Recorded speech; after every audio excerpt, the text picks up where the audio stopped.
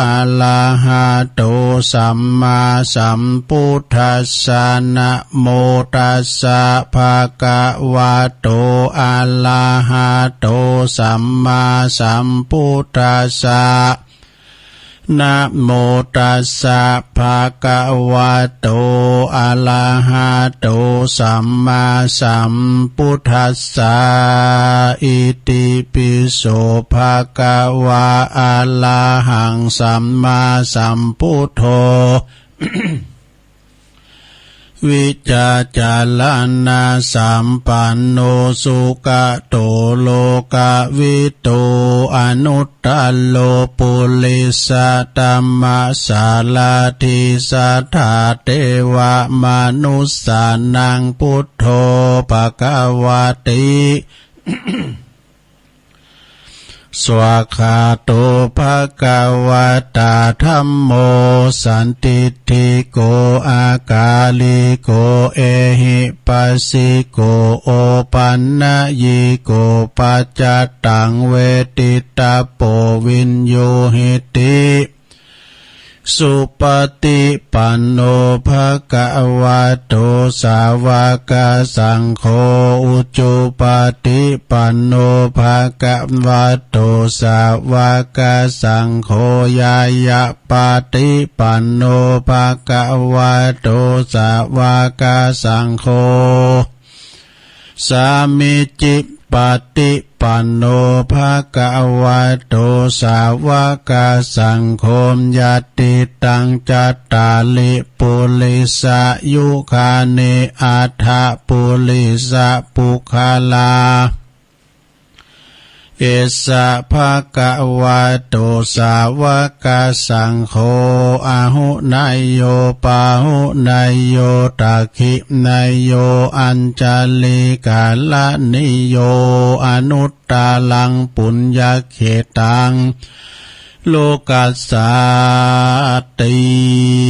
จายันโตโปธิยาโมเลสกายานังนันทิวัตตาโนเอวังตวังวิจัยโยโหหิจัยสุจัยมังคะเล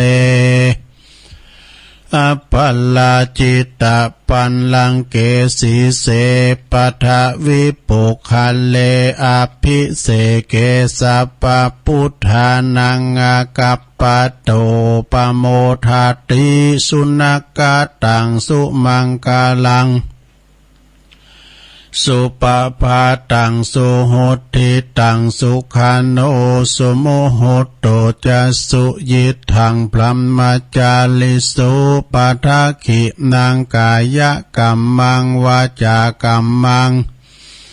ปะทะขินังปะทะขินังมโนกัมมังปณิทิเตปะทะขินาปะทะขินานิกาตวนะละพันตัตเถปะทะขิเนสัพพิติโยวิวาจันตุสัพพะโลกโกวินาศตุมาเตภวัตวันตลายโยสุขิติกายุโกภวะอภิวาทานาสิลิสานิจังวุตาปัจจายโนจัตตารโอธรรมาวาตันติอายุวันโนสุขังปะลังเอาแล้วศรัทธาญาติโยมทั้งหลายตัวลุงก็ได้เป็นเก้าเป็นโหสวดมนต์พุทธคุณธรรมคุณสังฆคุณแล้วก็จะยันโตหือกับโตเก่าโตเองเฮาปันปอนสปีไปอยู่ดีมีสุขเนื้อตื่นขึ้นมาก็ได้ยินเสียงน้ำเสียงธรรมเสียงเปิ้นปันปอนกับโตเก่าเฮาก็ขอหือมีสลีติคาเน้อตั้งครูบาอาจารย์อยู่กับวัดกับว่าเป็นเนื้อนาบุญศรัทธาได้สักการะปูชากราบไหวนะเป็นตียึดเหนี่ยวจิตใจของปอออกไม่ออกศรัทธาปึงป่าอาศัยตั้งจิตตั้งใจจะมาปึงปัจจัยยืมตังนี่มีเด้อ ตุเจ้าเพิ่นมีสตุงสตังก็มีมาก็ทำบุญกันไปศรัทธาญาติโยม ได้ปันศีลปันป้อนหรือศรัทธาปอออกไม่ออกตั้งหลายเนาะขอครูบาอาจารย์พระสงฆ์องค์สามเณรเจ้าเนาะได้เผยแผ่สัจธรรมธรรมะอันเป็นคำสั่งคำสอนขององค์บวรสัมมาสัมพุทธเจ้างอกงามไพบูรณ์ในพระพุทธศาสนานะเป็นตีละศรัทธาเหลื่อมใสของปอออกไม่ออกศรัทธากันต่อไปปอออกศรัทธาก็เหมือนกันเนอมีสุขภาพพลานามัยสมบูรณ์แข็งแรงเนออยู่ดีมีสุขอายุมันขวัญยืนมีโจกมีใจเหมือนกันจูผู้จูคนนั่นจุงจะมีเนอขอบคุณเนอจัดเจ้านี่ก็อนุโมทนากับแม่บุญยงกันทวงศ์สันทรายปูนเปิ่นโทรมาฟังเพลงม่วนดีตุลุงสมัยอีแม่อายุ30นี่นะเพลงบักเก่าวันนี้ต้องขอบคุณอาจารย์ท่านพระครูสมุวิสุวัตวรกิจโจเปิ้นขางเพลงเขาเจ้าตุลุงก็ฟังตุลุงทองนะเนาะซุ่มฟังเปิ้นตื่นตั้งแต่ตีหนึ่งซะนะเปิดวิทยุตั้งแต่ตีหนึ่งนะเปิดประจำระบบออนไลน์เนาะระบบอินเทอร์เน็ตเปิดเพลงไปสันสายน้องจ้อมบุญนะแม่บุญยงแล้วก็แม่ไพตัวแทนเป็นน้องบ้านขวางตัวดูแม่เปิ้นก็โทรมาหือกำลังคิดกำลังใจสดาญาติโยมทั้งหลายเนาะนะอยู่กันไปฟังกันไปรายการตุลุงเขานี่เนี่ยมันเป็นรายการเหมือนเจ้าเป็นรายการวัดใจไพ่หักโหมแต่ได้ถึงลุกมาฟังก็ยามรับยามนอนตัวเจ้าหมู่เดียวกันประมาณว่าตุลุงตุจัดกี่โมงตี3ครับน่ะผีที่ไหนมาฟังกันเพิ่นว่าอีนะตัวเจ้าเหมือนกันเนี่ยเฮาก็ใจอ่อนเคอกันนะแล้วก็เฮามาฮู้สึกว่าเดี๋ยวนี้มันออนไลน์ไปหลายตีเนาะคนเฒ่าที่บ่นอนบ่หลับนะแต่ฝันหันขึ้นหุงบ่ก็มีหรอกเนาะก็ก้องหาการมันจะตื่นอยู่แต่ตุลุงนี่รับเจ้าเนี่ยชักเตอกับเพิ่นเปิดสายมันคืนน่ะรับละเฮเนี่ยแล้วมันตื่นเจ้านะเตงไปแก่ๆนี่ตื่นแล้วก็ไปนอนบ่หลับแล้วมันบ่เหมือนเปิ้นอันตุลุงมันไปจะคุณจ่ายเฮ้ยน่ะก็ตื่นมาก็ไปว่ามุนตาไว้เอาที่ไหนมาว่าอันรู้มันก็มึนเหมือนกันมั้งไงว้าวมนแล้วนะศรัทธาเนาะไปถือสากันเนอะศรัทธาญาติโยมทั้งหลายเนาะต้องขอบคุณเจ้าปีในน้องศรัทธานาบุญเฮาที่บ้านละบาทิ้งกันฟังกันไปสไตล์ตุลุงนี่ก็ไม่ยั้งนะทำเตือตุลุงก็หันอกหันใจลายใหม่เปิ้นก็ใครฟังใครโทรแต่แต่มันบาติดแต่ไปละความเป็นตุลุงก็ถึงมีนอกมีในหยังแหละมันก็แล้วแต่ไผแต่มันเนาะแกเปิดติดก็ก็โมนคันเฮาโทรบ้านเฮาเนี่ยนะก็มาติดนะก็เดือตุลุงตักตายอันนี้พี่น้องวังผาง่ายน่ะมันได้ยินพระบุญพระเมืองฝางบ่น่ะพี่น้องทำวังผางมาอยู่เมืองฝางจะหลายนะเวงน้องหล่องหมู่นี่น่ะคุณนั้นคุณนี้คนนั้นเนี่ยเปิ้นนึกจื้อได้โลเนาะสถากว้างควางไปแหละเนาะยันก็ไปละความเป็นโทรกันมาลงในฟังหมดฟังกุตุนกูองแล้วเต็มโทมได้นะโทมได้จะว่าโกเปิงตั้งก่อมใจแต่ว่าเฮาบ่เคยนะมีกับเปิ้นโทรเข้าอีกอ่ะหน้าไม้น่ะวันนั้นก็ไปฟังอาจารย์ตั้งงานโยมพิสมัยเขาเนี่ยเปิ่นจัดรายการธรรมะคลายเครียดเมื่อคืนน่ะชาวตุลุงก็ไม่ได้ฟังเสียงแล้วเปิ่นฟังพี่ตุลุงมาฟังย้อนหลังมาฟังอาจารย์ท่านพระอาจารย์ทวัดเจ็ดยอดเนี่ยโอ้ยเปิ่นก็โทรเข้ารายการเปิ่นออกรายการเนาะเปิ่นก็มีปัญหาว่ารวมรายการธรรมะคลายเครียดกับคุณโยมพิสมัยเขาเนี่ยท่านสมัครกาเนาะท่านรัชชานนท์เขาก้าเนี่ยตุลุงก็ฟังท่านรัชชานนท์เขาท่านสมัครเขาก้านี่เปิ้นเวลาเปิ้นมีการไม่งานเนี่ยเปิ้นไปถ่ายทอดสดด้วยนะท่านรัชชานนท์เนี่ยเปิ้นเป็นตากล่องท่านสมัครเขาก้าสามเณรตะวันหน่อยสมบูรณ์ข้าวเนี่ยนั้นข้อมูลเขาในอันนี้ทีมงานถ่ายทอดเสียงเปิ้นตั้งปัญหาว่านะอาจารย์ทวัดเจ็ดลินนี่นะเจ็ดยอดสุมาตเปิ้นก็บอกว่าเป็นคำพูดของใครที่เดินออกมาบอกว่าที่นี่วุ่นวายจริงหนอที่นี่ขัดข้องหนอโมนแหละมันก็ย้อนเมื่อสมัยยามตุลุงเฮนนักธรรม เป็นคำพูดของใครพุทธแม่พรนี่ป่าเสานี่ก่อนเน็ตอาลาเนี่ยตอบได้เลยยัสสะไอ้ดอกพระยัสสะกุลบุตรนี่พอฟังแล้วก็เหมือนทบทวนเหมือนกันนะเปิ่นเอาธรรมะในปุตตประวัติกานะที่นี่ขัดข้องเนาะที่นี่วุ่นวายเนาะเนี่ยยัสสะกุลบุตรนี่เปิ่นก็ไปฟังธรรมพ่อแม่เปิ่นก็สอหาไปฟังธรรมตัวเองนะอันนี้ก็เป็นการที่ว่าทบทวนความจำเนาะเอาละศรัทธาญาติโยมทั้งหลายตอนนี้ไปตุลุงก็จะน้อมนำเอาพระธรรมเทศนาเด้อทำมรดกธรรมปื่นเมินของหลวงตุลุงอุ้ยเฮานะไปไม่กลับหลับไม่ตื่นฟื้นไม่มีหนีไม่พ้นก็คล้ายๆกันนะหรือว่าไม่ไกลฟังก็คล้ายๆกันทำมันมีหลายฉบับศรัทธาญาติโยมบางฉบับนี่มันก็เตียดมอเตียดง่ายบางฉบับนี่ก็เป็นบ่ลอกก็เก็กเหมือนกันเด้อนะมันจะไปติธรรมนะเป็นบดีไปติธรรมบอกเป็นว่านะเป็นเขียนมาอย่างนี้นี่เนาะเอาในธรรมนำธรรมคำสอนว่า4 คนหาม3 คนแห่1 คนนั่งแคร่2 คนพาไปนะลงใต้ที่สุดมันจะเฉลยแล้วเนาะจะได้ติธรรมกันเด้อวันนี้ก็แม่ป่อสมศักดิ์แม่เพนขาวเตี้ย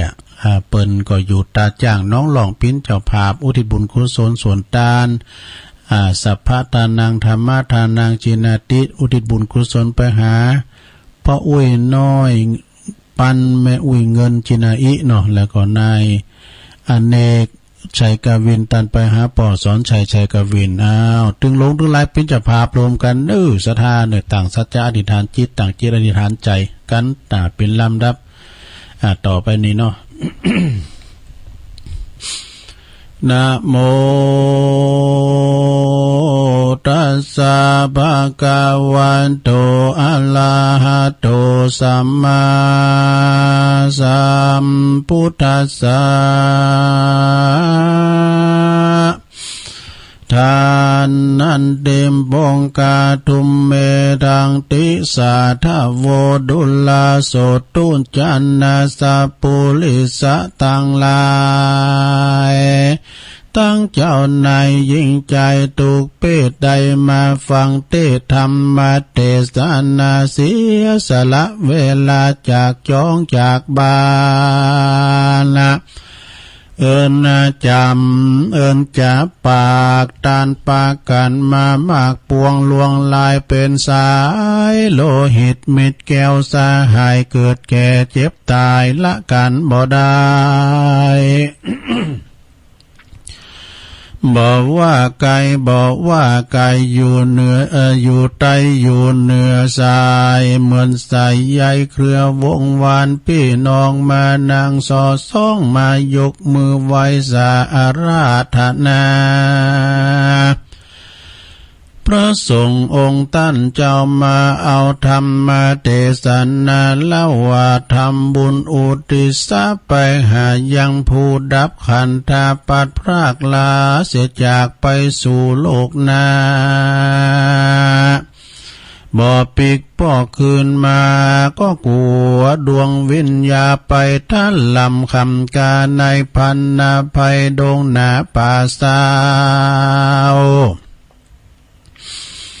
มวนหมู่ลูกเต่าเผ่าปันวงศาต่างมีความโศกาน้ำตาอาบย้อยขอเปิ้งผลบุญคุณพระยอดซอยมาโพดเมตตาหือหายโศกาเวทนาโศกเศร้าพระพุทธพระธรรมพระสงฆ์องค์เจ้ามาปกห่มเก่างามหัวฟังเอาสารลาปาดับตนตัวหือหายมืดมัว ปัญญาแจ่มแจ้งหือหูกฎแห่งสังขารคนเง่าคนผ่านบัณฑิตนักปราชญ์ตนคนฉลาดตัวคนดีมีจน คนฉลาดยากดีมีจนก็มาเหมือนกันทุกคนหลีกพ้นบ่ได้เกิดแก่เจ็บตายหนาวเย็นเมื่อยใครบ่เว้นไว้ไล่ด่าไว้สักลายาตุเจ้าผ่านนายใส่สับปลาย4849นี้บ่พ้นตุเจ้าสวดอภิธรรมเฮ็บสร้างกุศลผลบุญประจำเมื่อบ่ไว้วำชีวิตความน่ามักมาหมกมุนตัณหาเป็นนี้เป็นข้าลืมหน้าลืมหลัง บ่กึดยังบ่กึดทำบุญล้มมาหายตายสูญวังเปอวังบุญเติมกำมันจวดล้ำลาควายวังเปิ้นภายแผ่ภายส่วนบุญไปฮือมันไก่เป็นตื้อแสนว่านั่นแหละนาที่เตมาไปมากาคนตายนั้นก็ไก่คนตายกาไก่วิญญาณนิจากสาเหลือสาลิละร่างกายเปรียบเหมือนต้นไม้เหี่ยวแห้งโค่นตายภัยจักคำนากายก็ตึงบ่หูภัยก็จะอูกมันก็ตึงบ่ได้ยินเอาเขาเอาน้ำมาฮือกินก็กินบ่ได้เอิ้นปากเอิ้นบอกไว้เนอฟังธรรมเนอฟังฮือผีฟังธรรมมาหันอยู่เป็นประจำยามเมื่อตุเจ้ามาเทศน์ปุณนันเดียนาสังเวทแต่นอคนเฮายังบ่ยังปัญญายังปัญญาเบางางมงายบ่หูคนที่ตายมูบหมูบ่ว่ายิงบ่ว่าใจผู้ยังจะกล่าวอุกวนธรรมเทศสอนธรรมะก็ยังบ่จดจำที่เปิ้นแนะนำบุญกรรมบาปกายยังว่าบ่ยังว่ามีน่าบอกผีมาฟังธรรมเจ้าพุทธบัญชีมีมากนานามปริศนาธรรมโบราณแบบใบสาธาหนุ่มเทาวจงพิจารณาเล่าใจปัญญาใจปัญญาย้อนว่าพอตัวเก่าตายละคาบเน่ากินแหนงใจจากไปเปิ้งภัยนั้นก็ที่เตก็บ่ได้บาปบุญชั่วหายเป็นของภัยก็ของมันจักขึ้นสวรรค์พันลงมรณโลกตกอยู่สู่ห้องอบายก็บ่เมทานายอุทธรช่วยแก่ที่เปิงแต่ก็คือศีลธรรมนั้นแหละนะอัตตาหิอัตโนนะโทษตนและเป็นที่เปิงของตนดังนี้แหละนะก็ดังได้ชี้แจงมาปูตุจานาคนเฮาเกิดมานักหนาป่าปันก็มีหลายปันล้านตัวโลกโลกาล้วนแต่มีอวิชชาปิดบังห่อหุ้มเปียกจุ่มโลกาตันโลภะตัณหากิเลสหนายากิเลสนะอยากมีอยากได้หิหอมไว้ใจก็บ่มีวันปอทุกใจแต่นอมนุษย์ลุ่มไตทุกหาเลี้ยงใสเหมือนกันจูพูละเวเหหนขึ้นเหนือล่องไตบ่หมอกุ้มใจใจกินตันไปกินตันไปนั่นแหละนามาชิมาบ่มีบ่ปอพระมานบ่เป็นภัยมานเดือดร้อนไปอานาสันโดดยินดีมีสุขล้นฟ้าบ่ไปแข่งตากับภัย จันนะก่อเว้นภัยเมื่อลุนปุ่นลาปนจีคาคดกงตายหงมาเปิ้นคาเจ้าวะข่าวอยู่ในหน้าหนังสือพิมพ์ลงไปกดไปโกงตายหงเสียจอยองค์พระย่อซอยกล่าวตอยบาลีว่าทานนันติโปกาทุมเมตังก็แปลความว่าโภคกาทรัพย์ย่อมคาเจ้าของอนาหาสมองปัญญาบ่ได้บ่เมียเข้าของไว้ก็เหมือนดาบสองคมนั่นแหละนะกวางศอกยาวาแผ่นดินนาถมนาที่กลางป่าจ้าสุสานสมบัติหลักฐานเฮาก็เอาไปตวยบ่อใดปริศนาธรรมกาวายที่ได้ติดตามคือ4 คนห้าม3 คนแส4 คนห้าม3 คนแห่2 คนนั่งแคร่1 คนปาไปจักเก่าแก่ไขบรรยายเก่าจีได้แก่ท่า4ดินน้ำลมไฟแตกดับไปเตื้อน้อย3 สหายติดตามจองห้อยก็คือได้แก่โลภะโทสะโมหะยะหือตามก้อยมองขีกุศลอกุศลมีพร่ำพร้อม1 คนน้อมนำไปก็ได้แก่จิตใจถ้างามใสถ้างามผ่องใสก็จักได้ไปเกิดกันฟ้าเลิศวิมานคำถ้าจิตใจมืดมัวดำก็จักนำไปเกิดที่กำเนิดห้องอาบาย2 สหายคอยทาอยู่นั้นก็ยามเมื่อจากโลกลาเมืองโคนก็คือทำดีทำชั่วให้บาปอากุศลกรรมติดตามกรรมตัดสินบนหลีกพ้นบ่ได้ทำดีชั่วละไว้กรรมตอบสนองสมบัติเงินทองรับประกันบ่ได้สมกับกรรมก่อนเข้าจ้อยว่าวายว่าร่างกายมนุษย์ตายแล้วก็สูญเหลือแต่บาปบุญนำไปสู่โลกลาบุญบาปบุญอกุศลบาปบุญกุศลไปรออยู่ตาในสัมปลายาภพตนที่เขาลบกราบไหว้ปูจาได้ตรัสภาษาบาลีกล่าวไว้ว่ากัลยาณะกัลยาณัง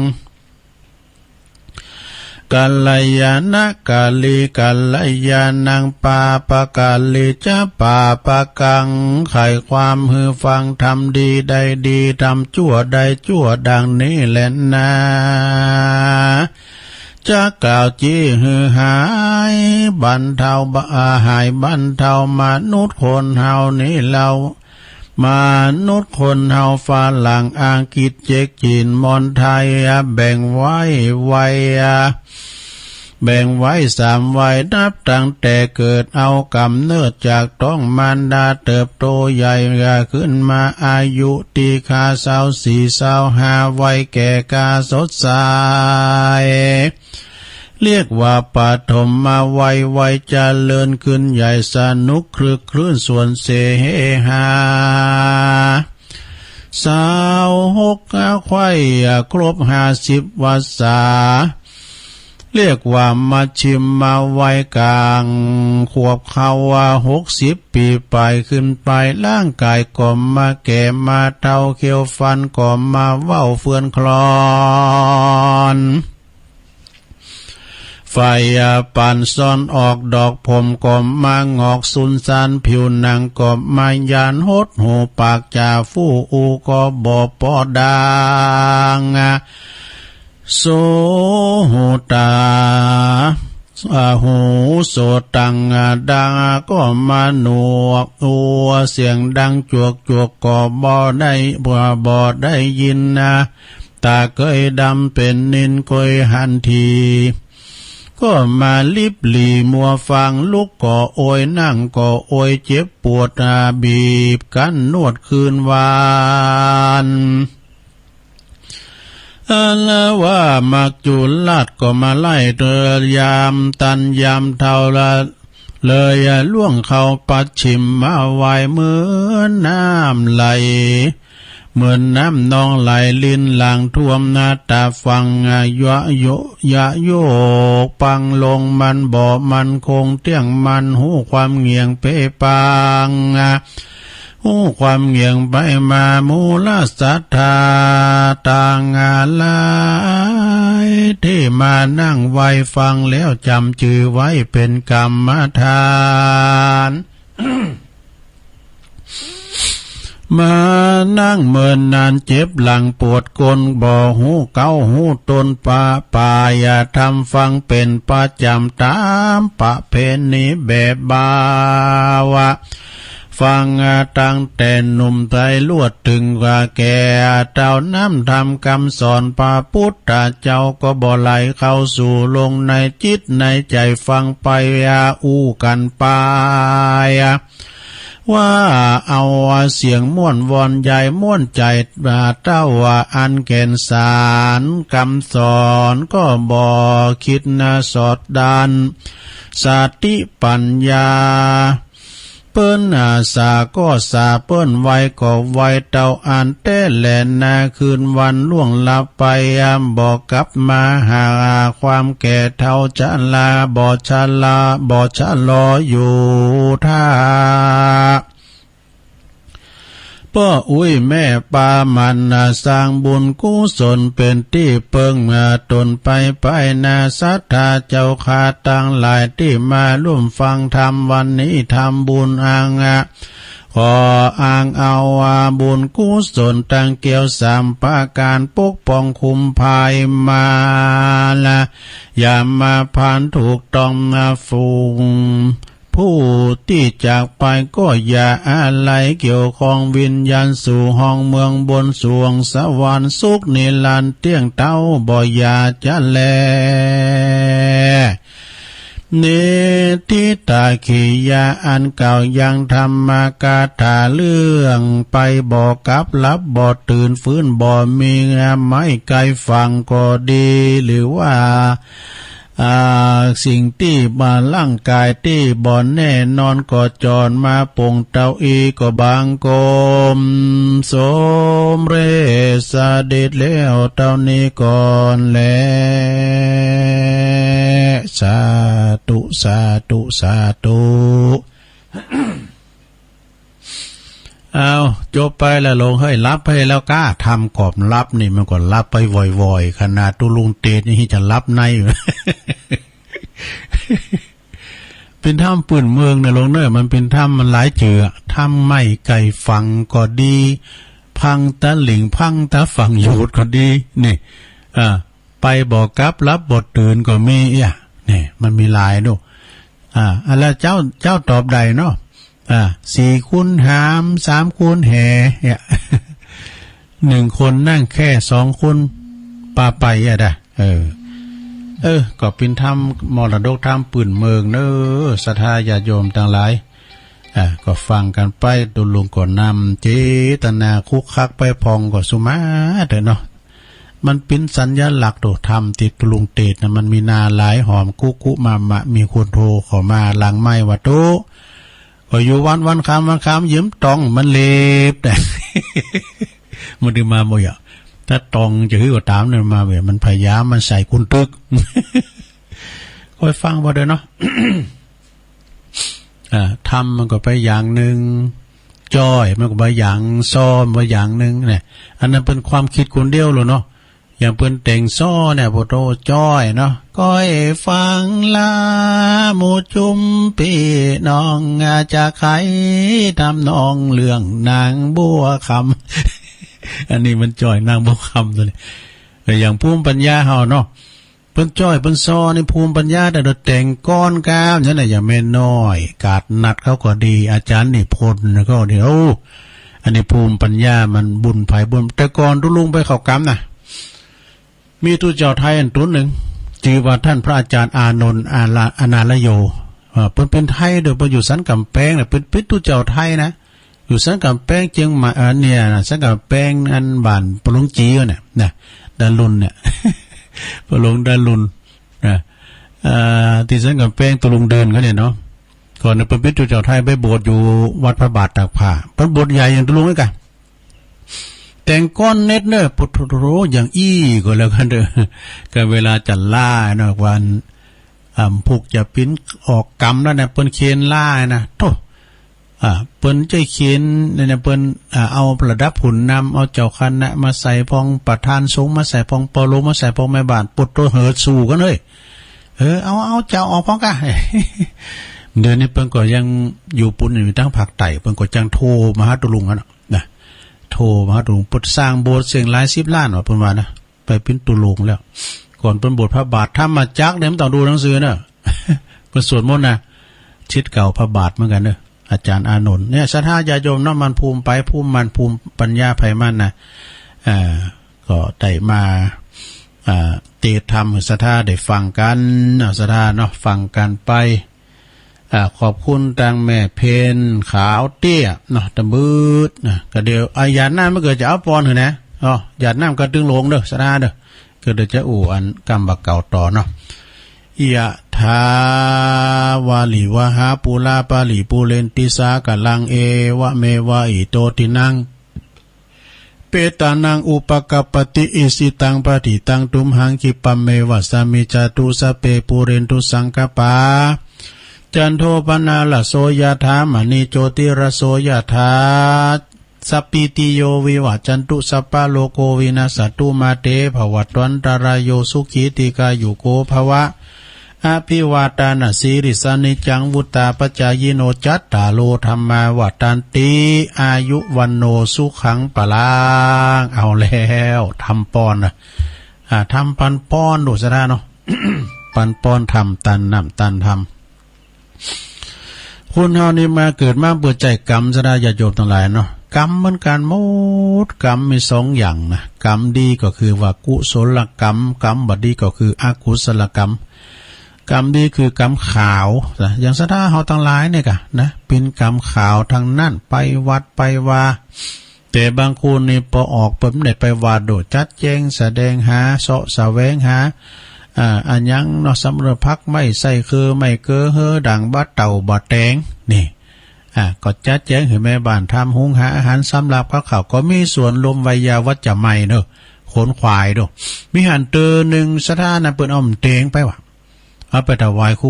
บาเมาดูครูบาปฏิเสธเจ้าจะได้เนี่ยมันเจ้าของตัวนี่เอามาตานยะฮือว่ะเปิ้นก็ลองไปขอว่าพุทโธเป็นว่าคือมันตกอยู่อันเก้ามันอยู่ตกข้างเปิ้นบ่น่ะตีเปิ้นไว้หรอแล้วมันเลินคือมาหางตัวเก่ากันมันก็นึกว่าหางตัวเก่าไอ้เนาะเป็นว่าเก้ามันอยู่ปุโน่นะเนี่ยสนาญาโยมขนาดนั้นตุเจ้า6 ตุนนะจะไปเฝ้าพระพุทธเจ้าที่เจตวันมหาวิหารเดินสันถีกันไปเนาะไปถึงกลางห่างกลางหน้ามีนายเจ้านานะเป็นเยหายเยนากำลังจะเยนากันเนี่ยกะโอ้นิมนต์เนี่ยนิมนต์ไปเลงเขาว่าไปเลงเขาจะถวายเพลกันเนาะถวายเพลที่ห่างนะมันจะห่างโลตัสนะจะห่างโลตัสแล้วว่าแล้วเนี่ยก็ว่าเปิ้นเงินเยียวยาเนาะที่ว่าหลังค่าเฮือนแล้วว่าครอบครัวได้หาปันแล้วอันนั้นก็นั่งอยู่บุญห่างเมื่อนะห่างเป็นบ่ริมซิมซี่ปุตตจะพังแหลมอ่ะก็มาเขียนใส่เปิ้นว่าอันนี้เจ้าของห้างไม่ได้หรอก ห่างหน้านะอย่าห่างรถตัด สาธุเจ้าเพิ่งกำลังฉันเพลก็ได้บะเงนพอตุเจ้าต้นนึงเงนพอพูดโทมีกาต้นหนึ่งบินอยู่บนเวหาอากาศซะนะแล้วมันไปโดนบ่งไฟมันพวกมาไล่ไฟซุบคอน่ะเราดินตายดึกๆตรงหน้านะโอ้ก็มันเป็นกรรมสั่งมันเนี่ยเนาะพอถึงที่พระพุทธเจ้าจะลองถามอดีตชาติกรรมมันเป็นจัดใดตัวเก่าเข้าไปซ้ำตัวไปพักอยู่ในถ้ำ ศรัทธาเปิ้นตั้งหลายวัดอันสาธุเจ้าเดินธุดงค์จะไปนอนฮะเด้อในธรรมนะบทไปนอนไก่บ้านน้ำหน่อยได้มาซ่าเขาจังหันเขาจะมาถามเลขเขาจะมาซ่าเขาจังหันไงเป็นอะไรไม่ออกเป็นฮะทุลุงเขาจะนอนไหนเนี่ยมันต้องเป็นห่วงมีปัญหาโนพร้อมแพลมดูเจ้าตัวหนึ่งนะต้มคืนมาไปมีหลงพาหลงมาคุบมาเหรียญตึ๊ดหูทำไปออกใดปุถุดูเจ้าตั้งแล้วก็ได้เนาะศรัทธาก็ช่วยกันนะช่วยกันปืดสมัยมันก่อนมันมีรถแมคโครหรอเนาะช่วยกันปืดก็ได้มันยังก็ได้นะ7 วันศรัทธาญาติโยมนั่นแหละหินพาหลงแล้วก็เลินออกคนเดียวว่ะนะตัวเจ้าตัง6 ตุนก็เตียวออกทำมาเป็นบัลลอบตอบแตบเนี่ยโอ้จุนไปยอมหมดจุนไปยอมดีกับในละอ่อน13 คนเนี่ยปฏิทิอยู่ในถามไป10 วันบ่เนาะ10 วันไปกะออกมาก็กินข้าวซ่าข้าวจังหันกินข้าวตุยมาได้หน่อยกับไปเฝ้าพระพุทธเจ้าเนี่ยก็เลยไปถามว่าอดีตชาติปางก่อนเฮาได้ใจกรรมเนี่ยมีกรรมหยังจ้านะกรรมกาดำนั่นคือเป็นคุณเฮาเนี่ยจาดแล้วปางหลังนี่เป็นคุณเฮาเนี่ยมันไทยหน้าเป็นปอนาโดไทยหน้าเอาโงปูนะพอก็ว่าโงบางฉบับก็ว่าควายมันเปิ้นปดแอกกันหมดแล้วในคุณเฒ่านี่ก็ย่านอยู่ว่าเยการมันน้ำเหลือมปดแอกควายมันหันเจ้าหมูมันออกจากแอกปดแอกแล้วเนาะมันก็ใครออกอ่ะกินหญ้าตัวน้ำของควายมันได้ดอกกินตัวแล้วลากตัวก่อนตุลุงเป็นน้อยฝึกควายหน่อยนะกำเจอกันนี่อยู่ด้านหน้าควายปุ่นฝึกปอเสื้อเฒ่าปอก่อนกำงอนไทยกะโอ้ยขวาขวาทุกบ้านทุกชายของหนึ่งเงาทุกคนหนึ่งควายขึ้นไว้นะคุณทอมเขาได้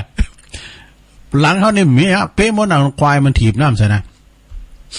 คุณทอมเนี่ยก็ไทยหน้าไปแหละควายมันก็ไข่ปดแองเนาะมันก็ใจขืนปดโตเนียบอกกับปดนอนกินเกือกะ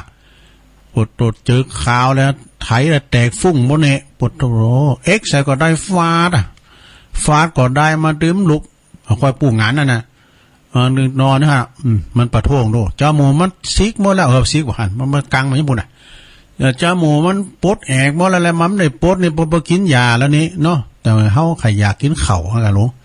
มันตึงคาบมาแล้วนี่มันไข่อยากกินเข่าเปิ้นกินก็โลแล้วเฮาไม่ได้กินน่ะเนาะมันก็ห่อนท้องกะทีนี้ก็มันก็ลูกบ่เดี๋ยวปอเฒ่ามันจะบอกหมอคือมันนี่แหละไปก่อเฟืองมาบอกเอามาปั่นคอปั่นตัวควายปูนะปอกกาแฟขอใส่กระโปรงในธรรมนะสนะอันนี้มีได้นะในธรรมนะในธรรมนะปัดกาแฟใส่กระโปรงเผาลางควายปูงานเนี่ยก็กิ่งก็เลยไปมีตายเนี่ยแล้วก็จาดนี่ก็เลยมาเกิดเป็นกาตายหลายภพหลายชาตินะไปตกอยู่ห้องอบายมันแล้วเปิ้นมีการไม่งานจึงไปช่วยเปิ้นว่าท่านคุณเฒ่าในธรรมนะเปิ้นมีงานวัดเปิ้นตอดกฐินก็ไปช่วยเปิ้นอย่างซากอย่างเอาหูไปนาเอาตาไปให้ว่ะเวลาตกใส่งานตัวมีไผมากกันเลยเกิดไปเป็นกาน่ะก็กานั่นมันบินอยู่บนอากาศแล้วบ่ฮู้ว่าพวงมาลัยไฟหรือว่าเปลวไฟนั่นน่ะวงไฟมาซุบคอตายพอดีเนี่ยแล้วก็ศรัทธาตู้เจ้า6 ตุนนะก็จัดแล้วปังหลังได้เป็นละอ่อนเลี้ยงควายอย่างตุลุงเขาเนี่ยกันเนาะก่อนเพื่อร้อยเลี้ยงควายก็เลี้ยงควายหมูร่มละอ่อนคนหนึ่งก็ไปหันใส่อันแมงตะโกดเนี่ยมันแลนเนาะปากันไล่ติดไล่เหือบกะมันถ้าขืนก็ไม่ก็มันแต้นนี่ละอ่อนเลี้ยงควายไล่มันนะมันจุนตีมันก็วิ่งเข้าหูกะวิ่งเข้าหูปูกะโอ้ไปใจให้มันได้ปูมันตัวน้อยนี่มันวิ่งเข้าหูหยังหัวแต่คุดก็มันเต้นนะนี่พอมันควายแล้วเนี่ยมันตะวันปัดมอนนะนี่เนาะเดี่ยงงัวควายขอแหลงแล้วนี่ขุดบ้าไปขุดไปแตนหุ่มแตนแหละเดี๋ยวเอาอีกดีกว่าเดี๋ยวเอาหินนะเอาตึ๊ดไว้ก่อนเอาหินมาตึ๊ดหุ่มไว้ก่อนเนี่ยใช่ไหมพวกเขาก็มาขุดเนาะแล้วควายในสัญชาตญาณเนี่ยอย่างตุลุงเขาเล่นเนี่ยก็มันกินว่านี่แหละมันปูมันกินตั้งนานละมันปัจจุบันมันก็ล้างกินแล้วนะมันแตนออกแล้วดูมันก็ไปกินไปตั้งนานไปเลยครบ7 วันใช่ไหม ครบ7 วันควายมันก็โหนมาถึงตีเก่าแล้วอ่อนคนหนึ่งคือจะได้โอ้เตกะบ่เฮ้ยก่อนมันงงอันหลอนเลี้ยงควายมันหลายเนาะมันคิง5ใช่กันเมื่อแล้วก่อนตุลุงเขาน่ะบทบนเถ่าหรือเฮาเป็น 4-5 ปีว่าคิงก็5ใช่ป่ะการว่าการไผว่าครับผมไอ้นี่โหหมอบ่าไม่ว่าเพิ่นไอ้นี่โหหมอกันว่าครับผมเป็นนะเป็นนักเรียนก็ว่านักเรียนเฒ่าอันเพิ่นไปเรียนมอนะนักเรียนมอนะนักเรียนเฒ่าก็ไผเฒ่าโตๆเลี้ยงควายจนว่าเนี่ยถึงไหนไปตืดโหละอ่อนคนนึงว่ากึดใจได้ว่าโอ้แต่ก็เฮาไปตืดแม่งอันนั้นไปหั่นเฮาไปขุดไปไปขุดก็ไปปึดผาออกมากะว่าปึดเห็น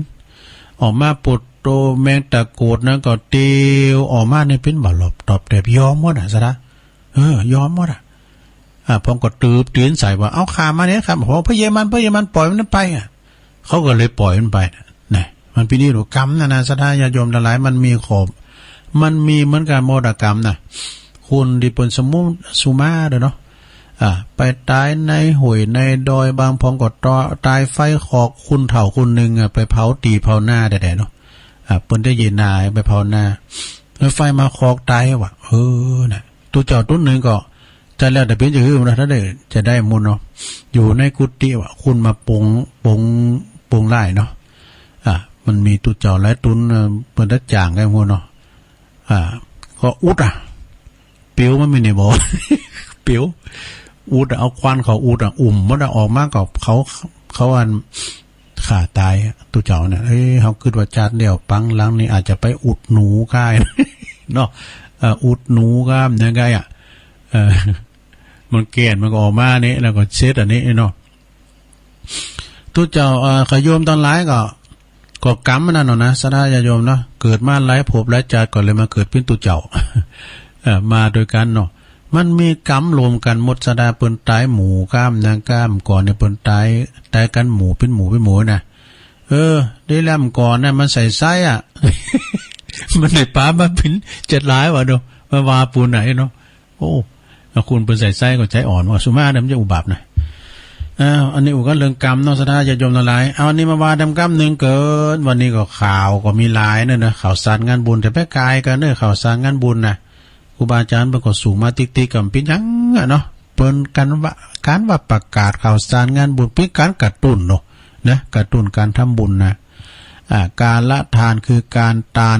ละหว่าง1เดือนเท่านั้นเนี่ยอย่างเฮาทานการละทานก็เหมือนกันนะทานตักบาตรเทโวก็เปิ้นมีวันเดียวได้เนาะวัน1วันเดียวเท่านั้นเองนะ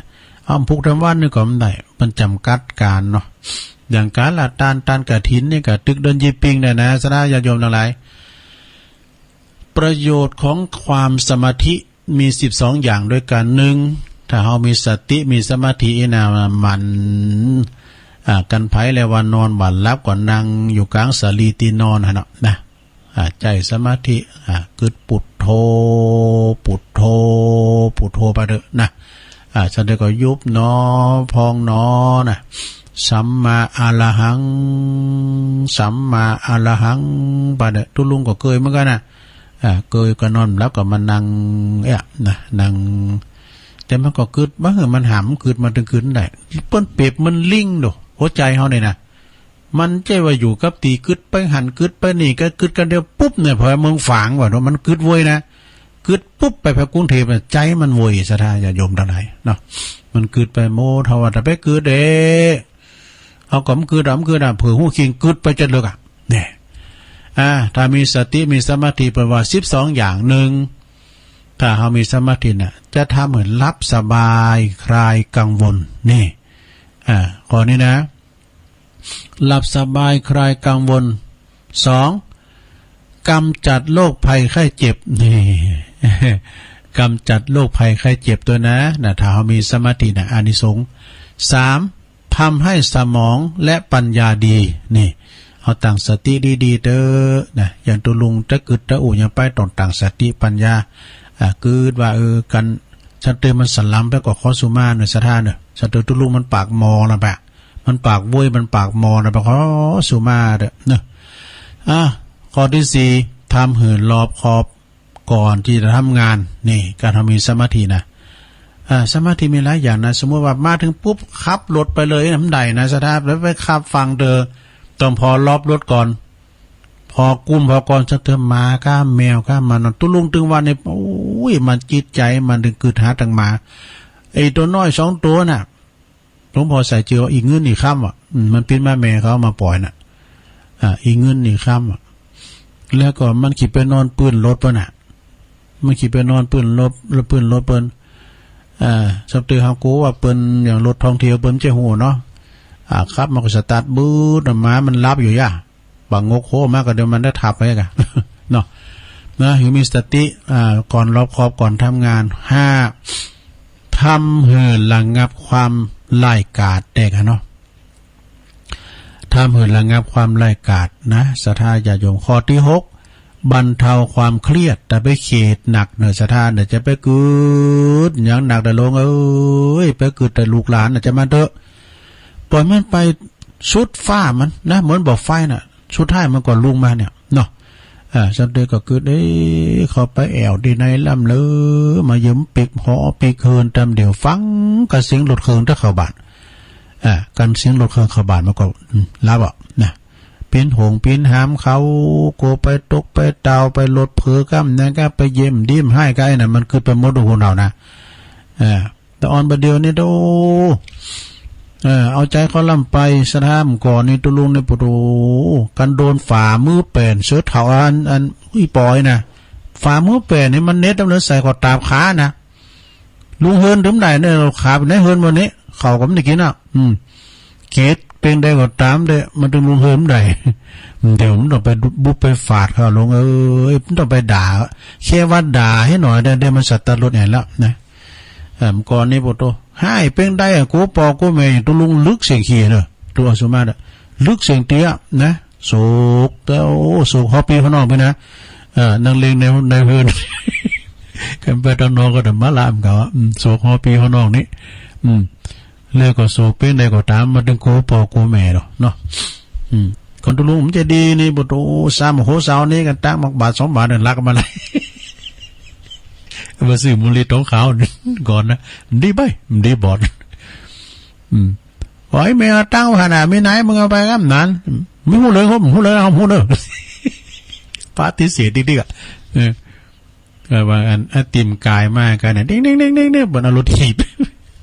ไม่ขอตั้งนั่นมันมีเสือกล่อมไว้ไหมนะมันเสือสายเดียวนะก่อนมันมีนะเนาะเสือขาวอันนี้เสือกล่อมมันมีอันแต่ต้องเนี่ยมันจกเข้าไปกับใจดีได้ได้เตะเว้ยเอามาซื้อไอติมนะก่อนไปอันได้ดอกก็เปิดถอกน้ำแข็งไอติมเนี่ยก็ไปขอปนไหนมากินมันบัดได้กินนะไอ้เนี่ยเปิ้นว่าอันนั้นมันอันน้ำแข็งจิ้มไม่วะถึงไหนทำให้ระงับความไล่กาดนี่บรรเทาความเข็ดนะไปเข็ดหนักเด้อศรัทธาญาติโยมทั้งหลายแล้วก็ข้อที่7มีความสุขเป็นพิเศษแน่ไปขึ้นอย่างหนักเด้อมีความสุขเป็นพิเศษ8ทำให้จิตใจอ่อนโยนนี่อู่มนต์เจ้าหวานนะลงเด้อ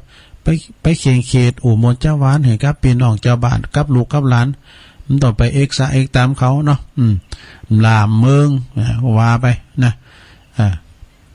ข้อที่9กับใจใดนี่ข้อที่10เวลาจะสั่นเวลาจะสิ้นลมหายใจก็จะพบต่างดีเนี่ย จะปะต่างดีแล้วก็11วินเจริญวาสนาบารมีเนี่ยแล้วก็ข้อที่12เป็นกุศลอันยิ่งใหญ่นี่จบ12ข้อเจริญพรขอบคุณครับคุณโยมสุมาลีใจตานี่เพิ่นสูงมานะอันนี้มื่นละนะ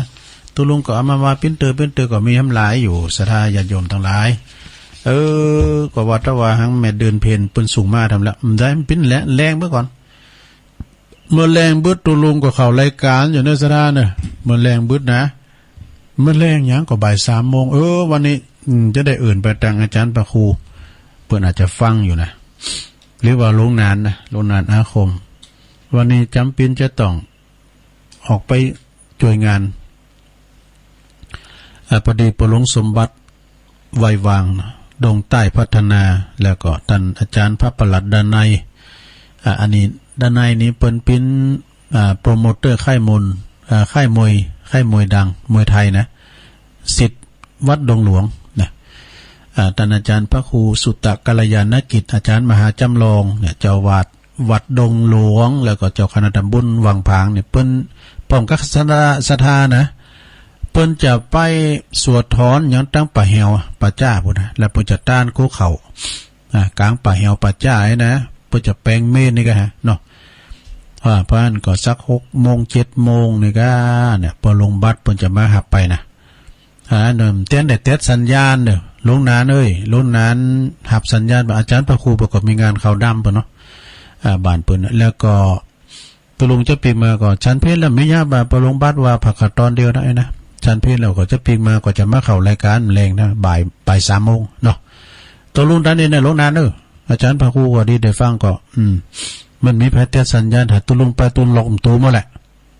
ตัวห้องส่งเนี่ยนะแพ้เข่าแพ้ออมไหนการตุลุงอยู่เนี่ยก็หลอกเหมือนกันแต่ก็ไปอยู่ด้วยศาลาการเทียบเจ้าเสียงแล้วก็มาเปลี่ยนนี่ก็ว่านั้นบ่ฮู้พิจารณาได้นะเปิดเทปไว้ละวันในอินเทอร์เน็ตมันจะลุดเนาะอาจารย์พระครูไลน์มานะอย่างดักแซบตุลุงเนี่ยวันนั้นเขาก็ไปนั่งฮัทธบาทเพิ่นมาปิกตุด้วยกันมาพอดำกั้มพี่ว่าอาจารย์เปิดธรรมะไปแล้วหรือว่าลุงนานหมดเนาะเปิดธรรมะเอาเปิดได้น้อยเนี่ยให้มันดีมันจำรุดนะสัญญาณเนี่ยมันจะมีเป็นบางครั้งบ่ได้เนาะเอาละศรัทธาญาติโยมทั้งหลายตุลุงจะเปิดไซต์ไลน์หน่อยแต่ประกาศข่าวสารงานบุญนี่กันเนอะศรัทธาเนอะโอ้เปิดก็มาหนักติ๊กพระตุลุงจะไปประกาศหลายรอบก็อ่านผ่านไกลลูกเปิดก่อนแนะนำจะดีนะตุลุงก็เสนอขอแนะนำเพิ่นนะ17 ตุลาเนื้องานบุญกฐินที่วัดหนองเจริญนะหนองเจริญตำบลหนองปลาสวายเปิดจะมี17 ตุลา17นี่หลายขนาดนะอาจารย์ตุปีอามธรรมวโรหรือว่าหลวงตามมูลปภัสโรปลงชานสุริยะเก่าเนาะเปิดแปลงศาลาเก่าห้องเน้อเปิดจะแห่ล้อบานโดยงานบุญกฐิน12 ตุลาพรุ่งนี้นี่ก็เปิดจัดตั้งทำโรงนะ11-12 ตุลาตั้งทำโรงที่วัดไร่พัฒนารามอาจารย์พระอธิการสมชายธรรมทินโนปหลวงกฤษณะอนันต์ใจปหลวงเก๋เขาอบต.แล้วก็ได้รับความงบประมาณสนับสนุนจากอบต.ด้วยองค์การบริหารส่วนตำบลท่านนายกว่าที่ร้อยตรีสุรพงษ์กาบวังสนับสนุนงบประมาณอันนี้ขบวนจ้างเนอะเพิ่นแห่จ้างด้วยนะแห่จ้าง2 รอบด้วยกันจ้าง3 เชือกละ 10,000 ดู 30,000 ละฉะนั้นก็ไปกินแปะตานไปฟังเทศน์ฟังธรรมแล้วก็จะมีตอดกฐินด้วยเนอะ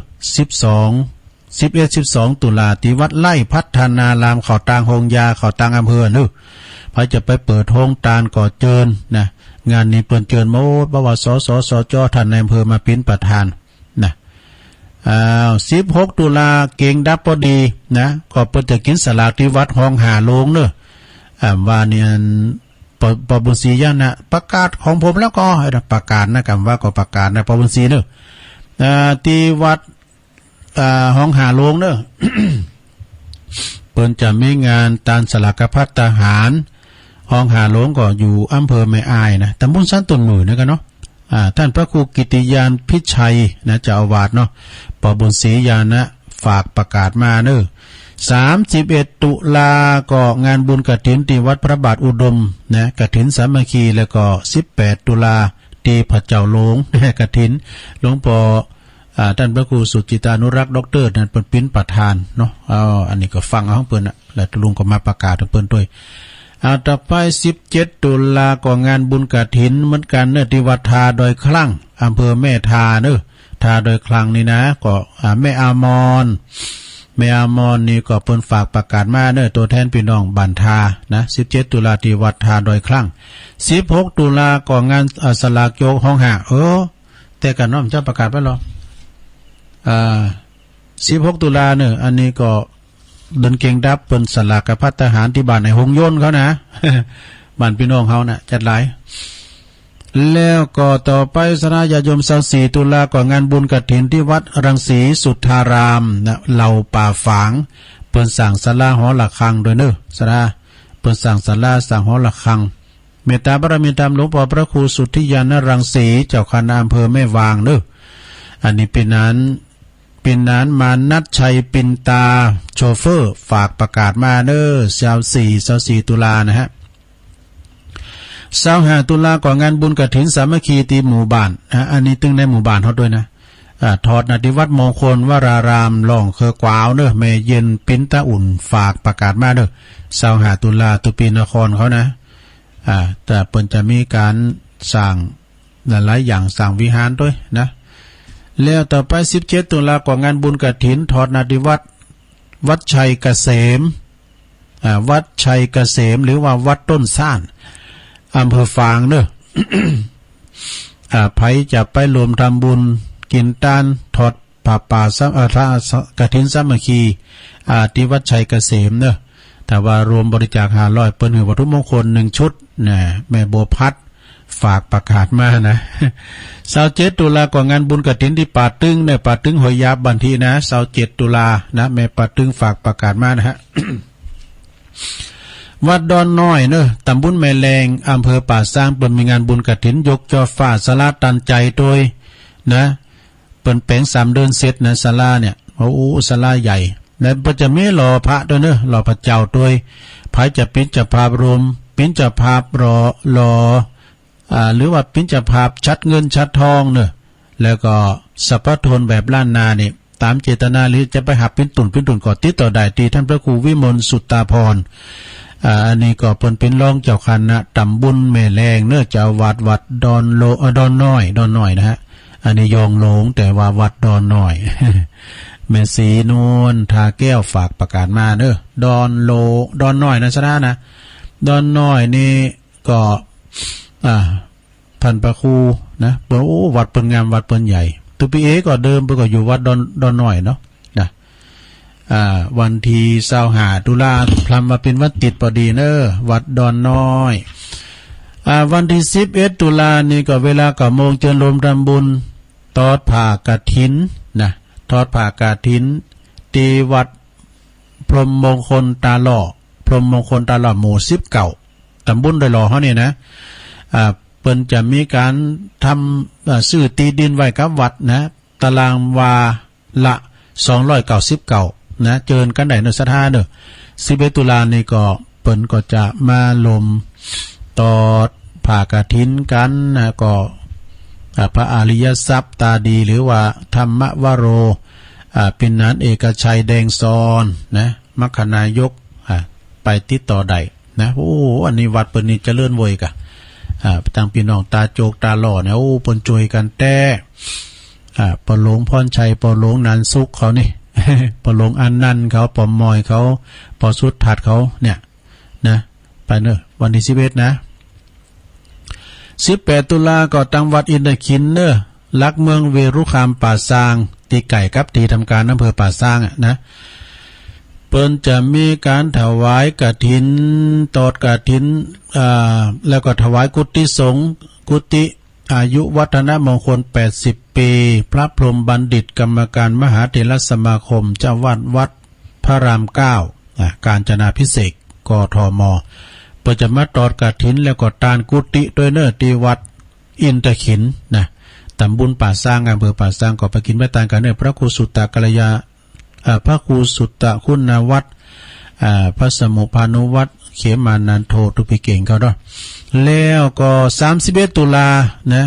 เปิ้นมีกฐินที่สำนักสงฆ์ห้อมบุญเนอะ31โอ้วันกฐินก็เป็นวันลอยกระทงพอดีเนาะวันลอยกระทง17ไปกดตัดต้านสลากกันนะที่วัดสำนักสงฆ์ห้อมบุญอาจารย์ผลกัลยาโนเจ้าอาวาสแล้วก็หลวงพ่อมานิตเขานะ2งานเนอะ17นั่นนี่เป็นงานสลากพระสงฆ์จำนวน6วัดก็30ตนเนาะ30ตนแล้วก็วันที่31ลอยกระทงนั้นเปิ้นตอดกฐินตัวที่สำนักสงฆ์หอมบุญป่าไม้แดงดอยสะเก็ดเจิญรวมทำบุญบูรณะปฏิสังขรณ์หน้ามุกวิหารวัดดอยแดนและเปิ้นจะมีตอดกฐินขึ้นในวันที่11ตุลาเหมือนกัน11ตุลาทอดกฐินที่วัดดอยแดนเวลา 9:39ประธานกฐินก็พันพลตรีวรุษคุณครูนิสานนทวงศ์นะ กรุงเทพนนทบุรีเนาะสั่งมุกวิหารเด้อแล้วก็ตังประหลงศรีวังบังคมเนตรประหลงก็ปิ้นแถมแห้ง1มาแถมสาย1สายไทยประกันชีวิตโดยก็ไปกินไปตานท่านพระอาจารย์สุทัศน์นะสุทัศน์ท่านนันชโยเจ้าอาวาสเนาะวัดของปดุลเขาเนี่ยต่อไปงานวันที่25ก็ดอนน้อยประกาศไปแล้วก็ตอนนั้นมาก็มี17ตุลาเปิ้นก็จะมีกันยกยอดอันนี้เดี๋ยวอันนี้เขียนสำรองอยู่17ตุลางานบุญกฐินสามัคคีอันนี้ท่านอาจารย์บุญนักเนอะ พระอธิการบุญนักเปิ้นอยู่วัดห้วยอ้อตำบลน้ำดิบอำเภอป่าซางเปิ้นบอกโทรมาขอฝากประกาศข่าวสารงานบุญ17ตุลาเนอะ17นี่วันดีแต่ดูวันดีกูวันนะวันที่เราพร้อมเลิกคือความพร้อม17ตุลาในงานบุญกฐินสามัคคีที่วัดห้วยอ้อตำบลน้ำดิบอำเภอป่าซางถอดณเวลา14 นาฬิกาบ่าย 2 โมงนี่เพิ่นจะมีขบวนจ้างจะแห่จากห้องเฮนมหาวัดนะแล้วก็โยมเจ้าภาพเปิ้นจะพุยเบอร์โดยพุยทำไผใดเบอร์ก็ก็มารับรางวัลนั้นก็เจ้าของก็คือประธานพี่นี่ก็คุณปกรณ์คุณประพันธ์หรือว่าเจหน่อยอภิเกียวพันธ์นี่ก็พร้อมด้วยคณะเนอะว่าเปิ้นก็จะพุยนาวหรือว่าโปรยทานมาสุดตั้งขี่ข้อจ้างมาเนาะจ้างมาแก้วแล้วก็เปิ้นจะมีการถ่ายทอดทีวีสดถ่ายทอดสดทีวีนิวทีวีโดยช่องนิวทีวีแล้วก็ช่องอมรินทร์ทีวีเนี่ยนักข่าวก็จะมาว่านะการไพ่ได้รางวัลก็อันนี้เปิ้นพิจารของปุ๋ยบำรุงดินตรามือเนี่ยไพ่จะไปเปิดโรงตาลก็ไปไดเนอร์ที่วัดห้วยอ้อโปรแกรมนั้นเทวินจอมพันธ์อันนี้ก็พินตัวต่างตัวตีทำทันหนึ่งนะแล้วก็ท่านอาจารย์บุญนักพร้อมด้วยตั้งปอหน่อยปอนั้นปอจานลำวัดด้วยห้วยอ้อเนอวันที่17ตุลานะฮะประกาศถึงสถานได้ฟังกันแล้วก็อันนี้สำนักสงฆ์ตาล่อประกาศไปแล้วก็มีเจ้าภาพอันนี้เจ้าภาพของอันในวันที่23ตุลาเนอคือตังวัดศาลาตำบลน้ำแพร่อำเภอหางดงโดยเมตตาบารมีธรรมหลวงพ่อพระครูโชติสุวรรณสอนเจ้าอาวาสนะพร้อมในคณะสัตยาวัดศาลาทุกหอหลังคาเรือนนะเพิ่นก็จะมีการทำบุญทักษิณานุปทานอุทิศถวายให้กับครูบาเจ้าอินตากตะปุญโยพิพิธปุญญาภิรัตน์กูเดินกูวันนะกูวันที่23นี่ปุตโต23ตุลาวันปิยะพอดีรู้นะเนาะเอาก็23นี่ก็ไปฟังเทศจากพระเดชพระคุณท่านเจ้าคุณพระสุวรรณเมธีเจ้าคณะอำเภอจอมทองนะวัดพระธาตุสลีจอมทองนะนักเทศบรรยายสไตล์นักภาคก็ไปฟังกันได้เด้อแล้วพร้อมกันนั้นก็เจ้าภาพคณะสัตยาวัดเวียงแก้วตำบลเมืองชุมอำเภอเวียงชัยจังหวัดเชียงรายเปิ้นจะมาเป็นเจ้าภาพเนอะแล้วกฐินเปิ้นจะมีวันที่18ตุลากฐินมาก่อน18ตุลาจากเจแปนปุถุประเทศญี่ปุ่นบุญแม่แพ้บ้านเฮาไปเนาะสลากนี่แล้วเวลา6ตุลาเนาะอันนี้ก็ผ่านไปแล้วก็วันที่3ตุลานี่แล้วไปละ17ตุลานี่ก็เปิ้นจะมีงานมันใจแล้วอันนี้แล้วไปละ17กันยาตอนนี้ไปก็เป็นวัดไร่พัฒนารามก็แล้วไปแล้วกฐินโดยแล้วก็พบกับทีมงานของ PS Sound ท่านรองทรงศักดิ์ปัญญาวัชิโรแล้วก็กูแดงมิวสิกท่านพระอธิการแจ้งสุทธิจิตโตอันนี้เครื่องเสียงดังๆเพิ่นเอาไปช่วยงานนะที่วัดไร่พัฒนารามตั้งทำตุลุงก็จะไปหากะจำเป็นต้องไปนอนเนี่ยที่จับของเฮาอยู่จ้าจับคิวเฮาจะออกวิทยุนะแล้วก็ขอเชิญรวมทำบุญวางศิลาฤกษ์พระธาตุเจดีย์แล้วก็ทอดกฐินสามัคคีเปิดสมทบทุนในการสร้างพระธาตุเจดีย์ด้วยณที่วัดโพธิมงคลเนื้อบ้านน้ำเภอพระตำบลบ้านหุงอำเภอบ้านหุงจังหวัดลำพูนในวันที่25ตุลาคมเนอะเวลา9:39ก็วัดโพธิมงคลเนี่ยเป็นวัดที่ว่ากว้างขวางพุทโตสถานที่เปิ้นดุจต่างวิหารเปิ้นก็งามกุฏิเปิ้นก็ใหญ่ ปัจจุบันนี้ก็มีพระเนรหลายอยู่พระครูโพธิพัทราวุฒิอาจารย์สิงห์ทองนะเปิ้นก็เป็นเจ้าอาวาสอยู่หั่นเนาะเปิ้นจะมีการงานวันที่25ตุลาเนี่ยตอดกฐินต้วยวางศิลาฤกษ์ด้วยนะวัดของตังแม่บุญทวีก็เนาะต่อไปอันนี้ก็ขอเชิญรวมทำบุญวันเสาร์ที่31เนอะวันเสาร์ที่31ก็คือวันลอยกระทงปีเดือนยีปิงพอดีนะฮะ31ตุลาก็งานบุญกฐินปิดยอดสร้างอุโบสถวัดเหล่าเป้าก็ตำบลเดียวกันเนี่ยนะตำบลที่วัดพระธาตุดอยน้อยตำบลเดียวกันดอยลอเขต2เวลา 10 โมงเนอะเวลา 10 โมงในเหล่าเป้าก็เปิ้นจะทำบุญตอดกฐินปิดยอดสร้างอุโบสถนะที่วัดเหล่าเป้าท่านพระครูปลัดสุรศรียานาสโยเจ้าอาวาสเนาะแล้วก็ตังประหลงแสวงวงศาฟั่นนะและประหลงอดุลประหลงอดุลโดยเพิ่นมี2หมู่กันนะไล่ใหม่พัฒนาครับเหล่าเป้า17ตุลาจนรวมทำบุญยกยอดชัดเจดีย์พิพิธภัณฑ์เจ้าแม่จามเทวีที่วัดมงคลเวรุวันเนอะตำบลบ้านปังกอตันตำบลนครเจดีย์อำเภอป่าซางเวลา9:39นะก็พิธีสงฆ์พิธีนั้นจำนวน29รูปด้วยกันเนอะอาจจะมีโรงทานจะมีซอไอคณะปั้นแก้วงัวลายสุมแพทย์ปั้นแก้วคณะปั้นแก้วเมซอยเนอะปั้นแก้วเมซอยจะไปอันซอพระอาจารย์เกษมสัทธาธิโกนะเปิ้นฝากประกาศมานะพอจะไปเปิดโรงทานก็ดีนะก็เชิญกันได้เนอะที่จริงเปิ้นนิมนต์ตุลุงเหมือนกันเนี่ยแต่มันซุบจับที่อันพุทธศรีคีรีพอดีเอาไว้โอกาสหน้าเนาะที่จริงก็พี่น้องมีจะหลายบ้านปังกอตันนี่นะเคยไปช่วยงานเปิ้นกุปีงานต่อไปก็ขอเชิญรวมทำบุญตอดกฐินวันที่30ตุลาเนอะกฐินสามัคคีปิดยอดบูรณะซ่อมแซมกุฏิไม้สักโบราณนะฮะ100 ปีทอดณที่วัดหลวงสีเตี้ยอำเภอบ้านโหงเนอะประธานกฐินก็คือคุณโยมสิทธิลาภ100 ปีทอดณที่วัดหลวงสีเตี้ยอำเภอบ้านโหงเนอะประธานกฐินก็คือคุณโยมสิทธิลาภหลังใหม่อุโบสถหลังใหม่ที่กำลังจะก่อสร้างห่างแปลงนะวางศิลาฤกษ์อุโบสถที่วัดสันกาวานตำบลเมกาอำเภอสันป่าตองเด้อโดยเมตตาบารมีธรรมท่านพระครูสังวรศิลพิพัฒน์เจ้าคณะตำบลเมกาเขต2เจ้าวัดวัดสันกาวานเปิ้นก็ฝากประกาศมาก็จะมีงานจะมีชออยู่ด้วยนะพระสงฆ์พิธีจำนวน36รูปนะ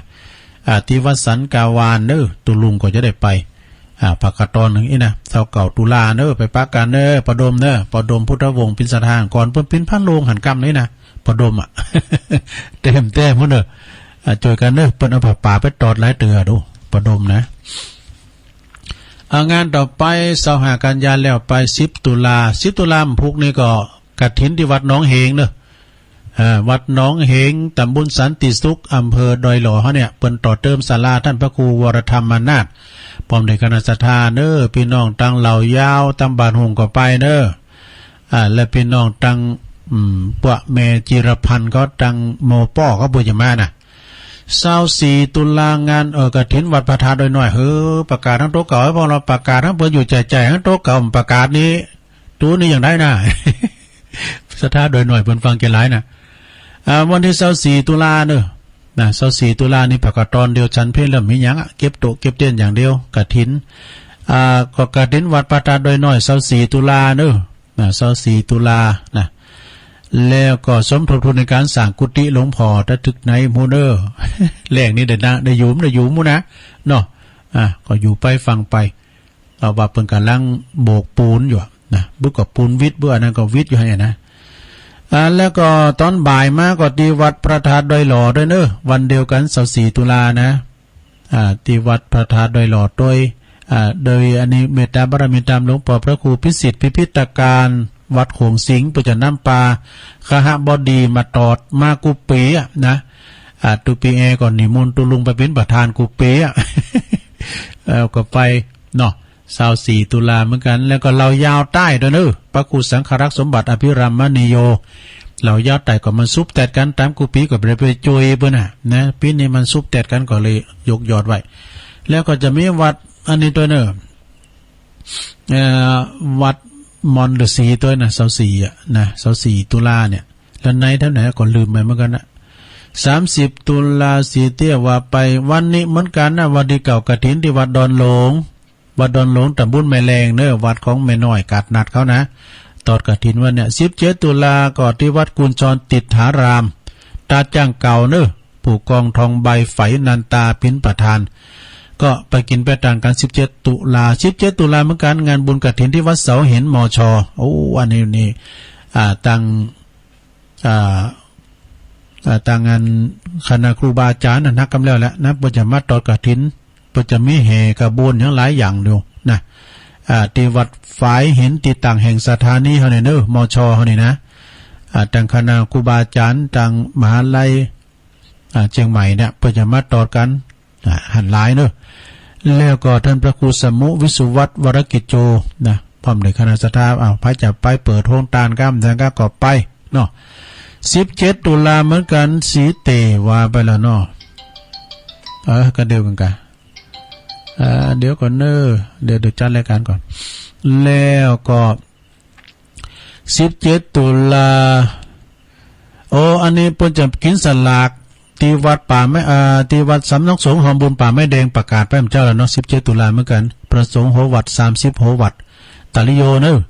22ตุลากฐินวัดหนองผาขาวเนอะตำบลน้ำดิบพระครูสถิตสารคุณเนาะแล้วก็25ตุลาก็งานกฐินวัดม่อนห้วยแก้วเพิ่นจะบรรจุหัวใจพระเจ้าตัวเนอะที่ในวิหารนะแล้วก็จะเป็นงานบุญใหญ่วันคำเนอะสถานดิมที่จะมีซอเด้อหมู่ พระครูกัลยาณปราโมทย์ปลงแดงเขาวันนั้นทิศเขานะเอาสายธรรมจากต่างอาจารย์ก็เจอเนอที่วัดม่อนห้วยแก้วพระครูกัลยาณปราโมทย์นะเปิ้นก็มาออกรายการเฮาฟังนะแล้วก็25ตุลาเนอที่วัดม่อนห้วยแก้ว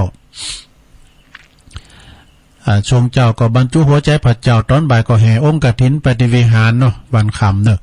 25ตุลาก็ที่วัดดอยน้อยเหมือนกันนะแต่มันปิ้นอยู่บนห้วยยาบห้วยไส้บนที่มันนะ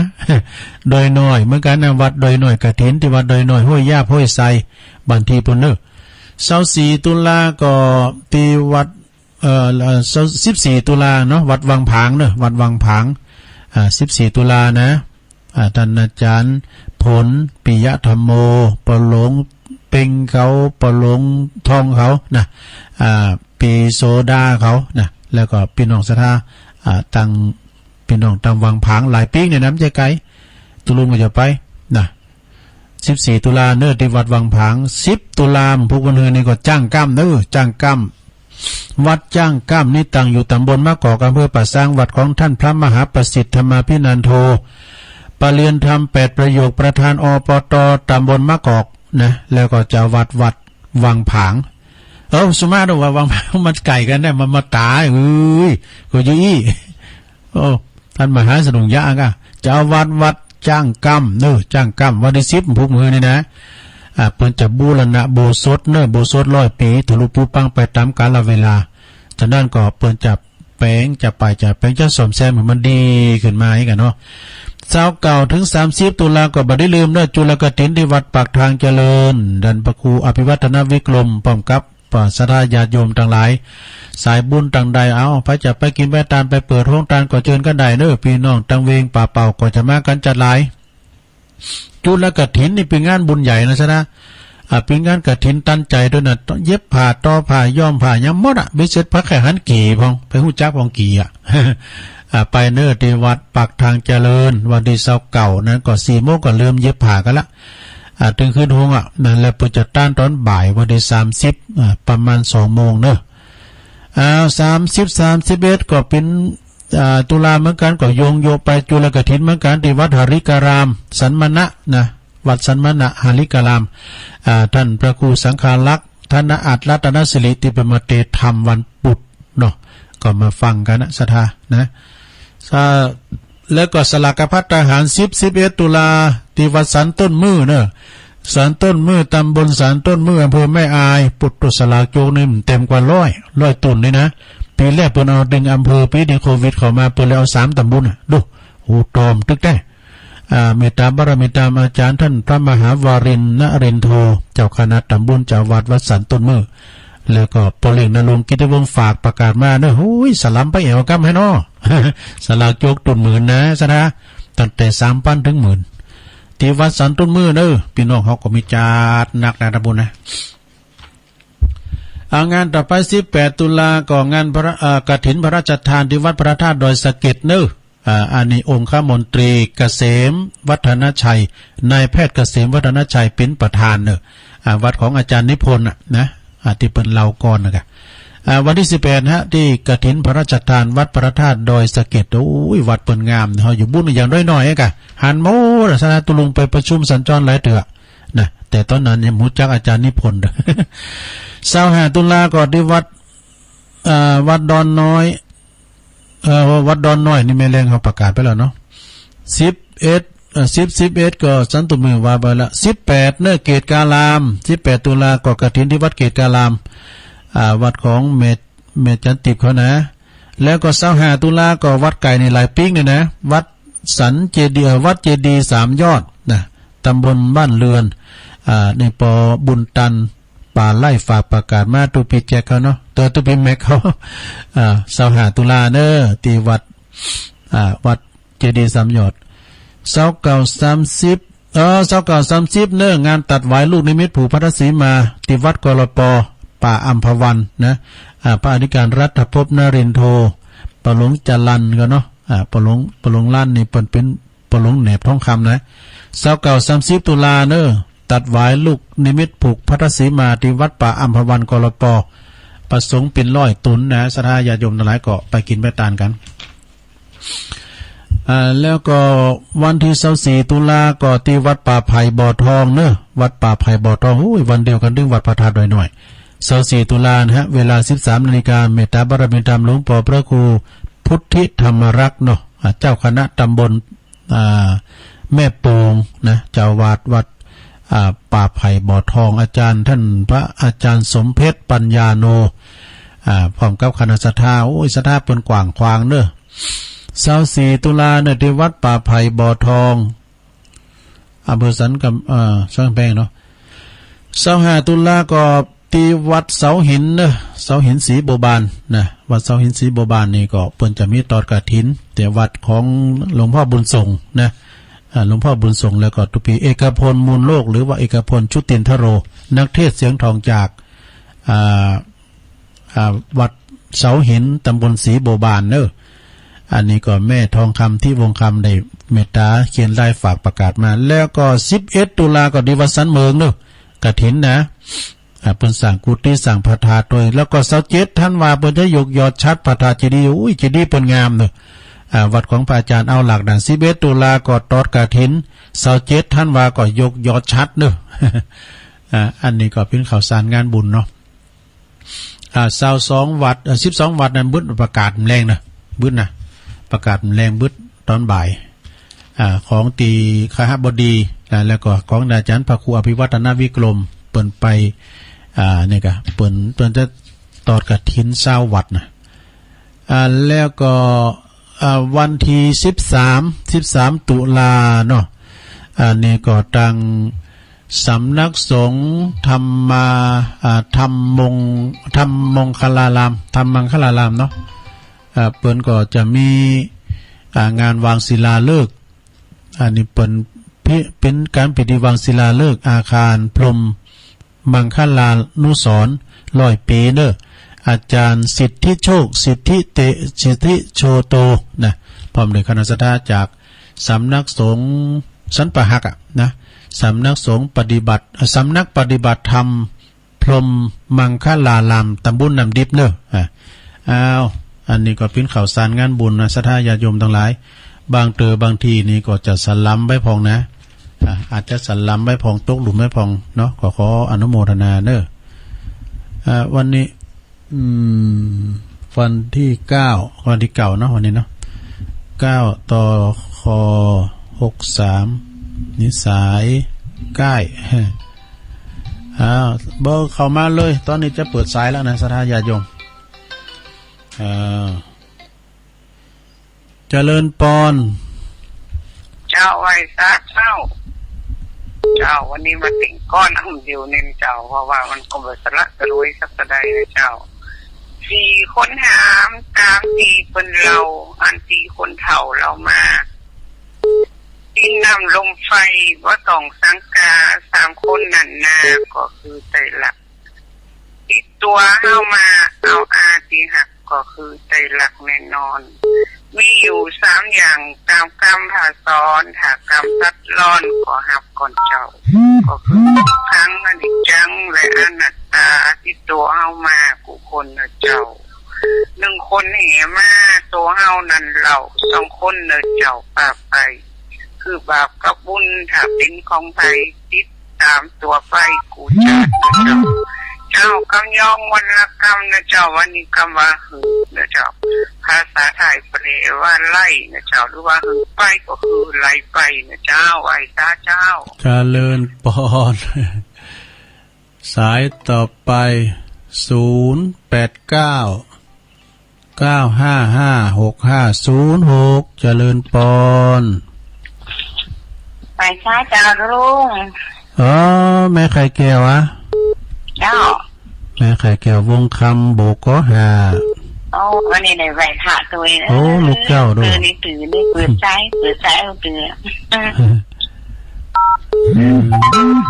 นรักใจเนอะฟังอยู่เนอะเจ้าขอบคุณแม่หนักๆเนอะสาธุไม่สาเจ้า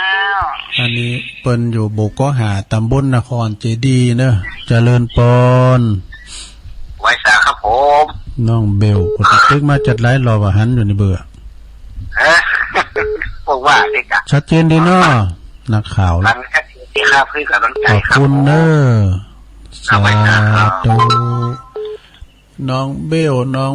เพลงก่อนในโมนเบลแล้วสินะก่อนนะได้เพลงในโมนจะไม่น่าจะเบลเพิ่นนึกแล้วเชียวเจริญปอนมาตรการครับผมอาจารย์นิพนธ์ครับเสียงมันจึงกระตุกกระตักยังไงหูนี่ครับบอกหูเรื่องเนอะตัวลุงมีแต่ปากแต่อื้อฮัลโหลครับผมได้ยินอยู่ครับได้ยินแล้วครับวัดพระธาตุดอยสะเก็ดฮัลโหลครับได้ยินครับผมได้ยินอยู่ครับอาจารย์ได้ยินผมไหมว่าเป็นคำพูดสักนิดนึงนะครับเนาะครับคนเราตอนจะยืมสิ่งของหรือเงินทองคนอื่นย่อมเห็นเขาเป็นคนที่ดีหรือเป็นเทวดาฉันใดเมื่อเขาทวงคืนเมื่อใดคนดีข้างต้นนั้นต้องเป็นคนชั่วหรือซาตานฉันนั้นเชื่อเถอะครับเดี๋ยวตื่นเช้าเหนื่อยหลายตื่นขวายเหนื่อยน้อยตื่นเช้าได้กินหลายตื่นขวายได้กินน้อยตื่นเช้ามีแหงหลายตื่นขวายขอมีแรงน้อยตื่นเช้าไปกาดมากหลายตื่นขวายไปกาดล็อกหลอยตื่นเช้าตักบาตรสบายตื่นขวายตู้เจ้าหาจ้อยตื่นเช้าขอท่านรับทานหลายตื่นขวายขอท่านรับทานน้อยตื่นเช้ารับแบงค์พันหลายตื่นขวายรับแบงค์20นิดหน่อยตื่นเช้าฟังวิทยุสบายตื่นขวายตามไปฟังบ่าย3 โมงป่ายหน่อยเด้อเจริญพรนะครับรับนมัสการครับผมอาจารย์นิพนธ์เนาะคำคมเอาว่ากระตุกกระตักไปหน่อยนะเสียงมันเป็นจะได้บอกเด้อเจริญปอนไว้สาเจ้าตุลุงแม่แดงอ่ะเจ้าแม่แดงรัตนาดอกกระล่อมฟังเจ้านะบอฟังเจ้าฟังมาเปิดเพลงกันแต่เจ้าตีจองไปนะตื่นเจ้ารู้ได้มันนอนมันหลับแม่บุญยงก็ว่านะแม่บุญยงกันทวงนะเปิ้นอยู่ปุ่นน่ะสันทรายดอกสะเก็ดสันทรายตัวเพลงม่วนดีตัวลุงเลยดอกเพลงม่วนดีเนาะเพลงบักเก่าอมตะนิรันดร์การ บางวันก็ลูกเจ้าเจ้าไหว้สาเจ้าขอบคุณแม่แดงแม่กะอันนี้เปิ้นก็ฟังตลอดเจริญปอน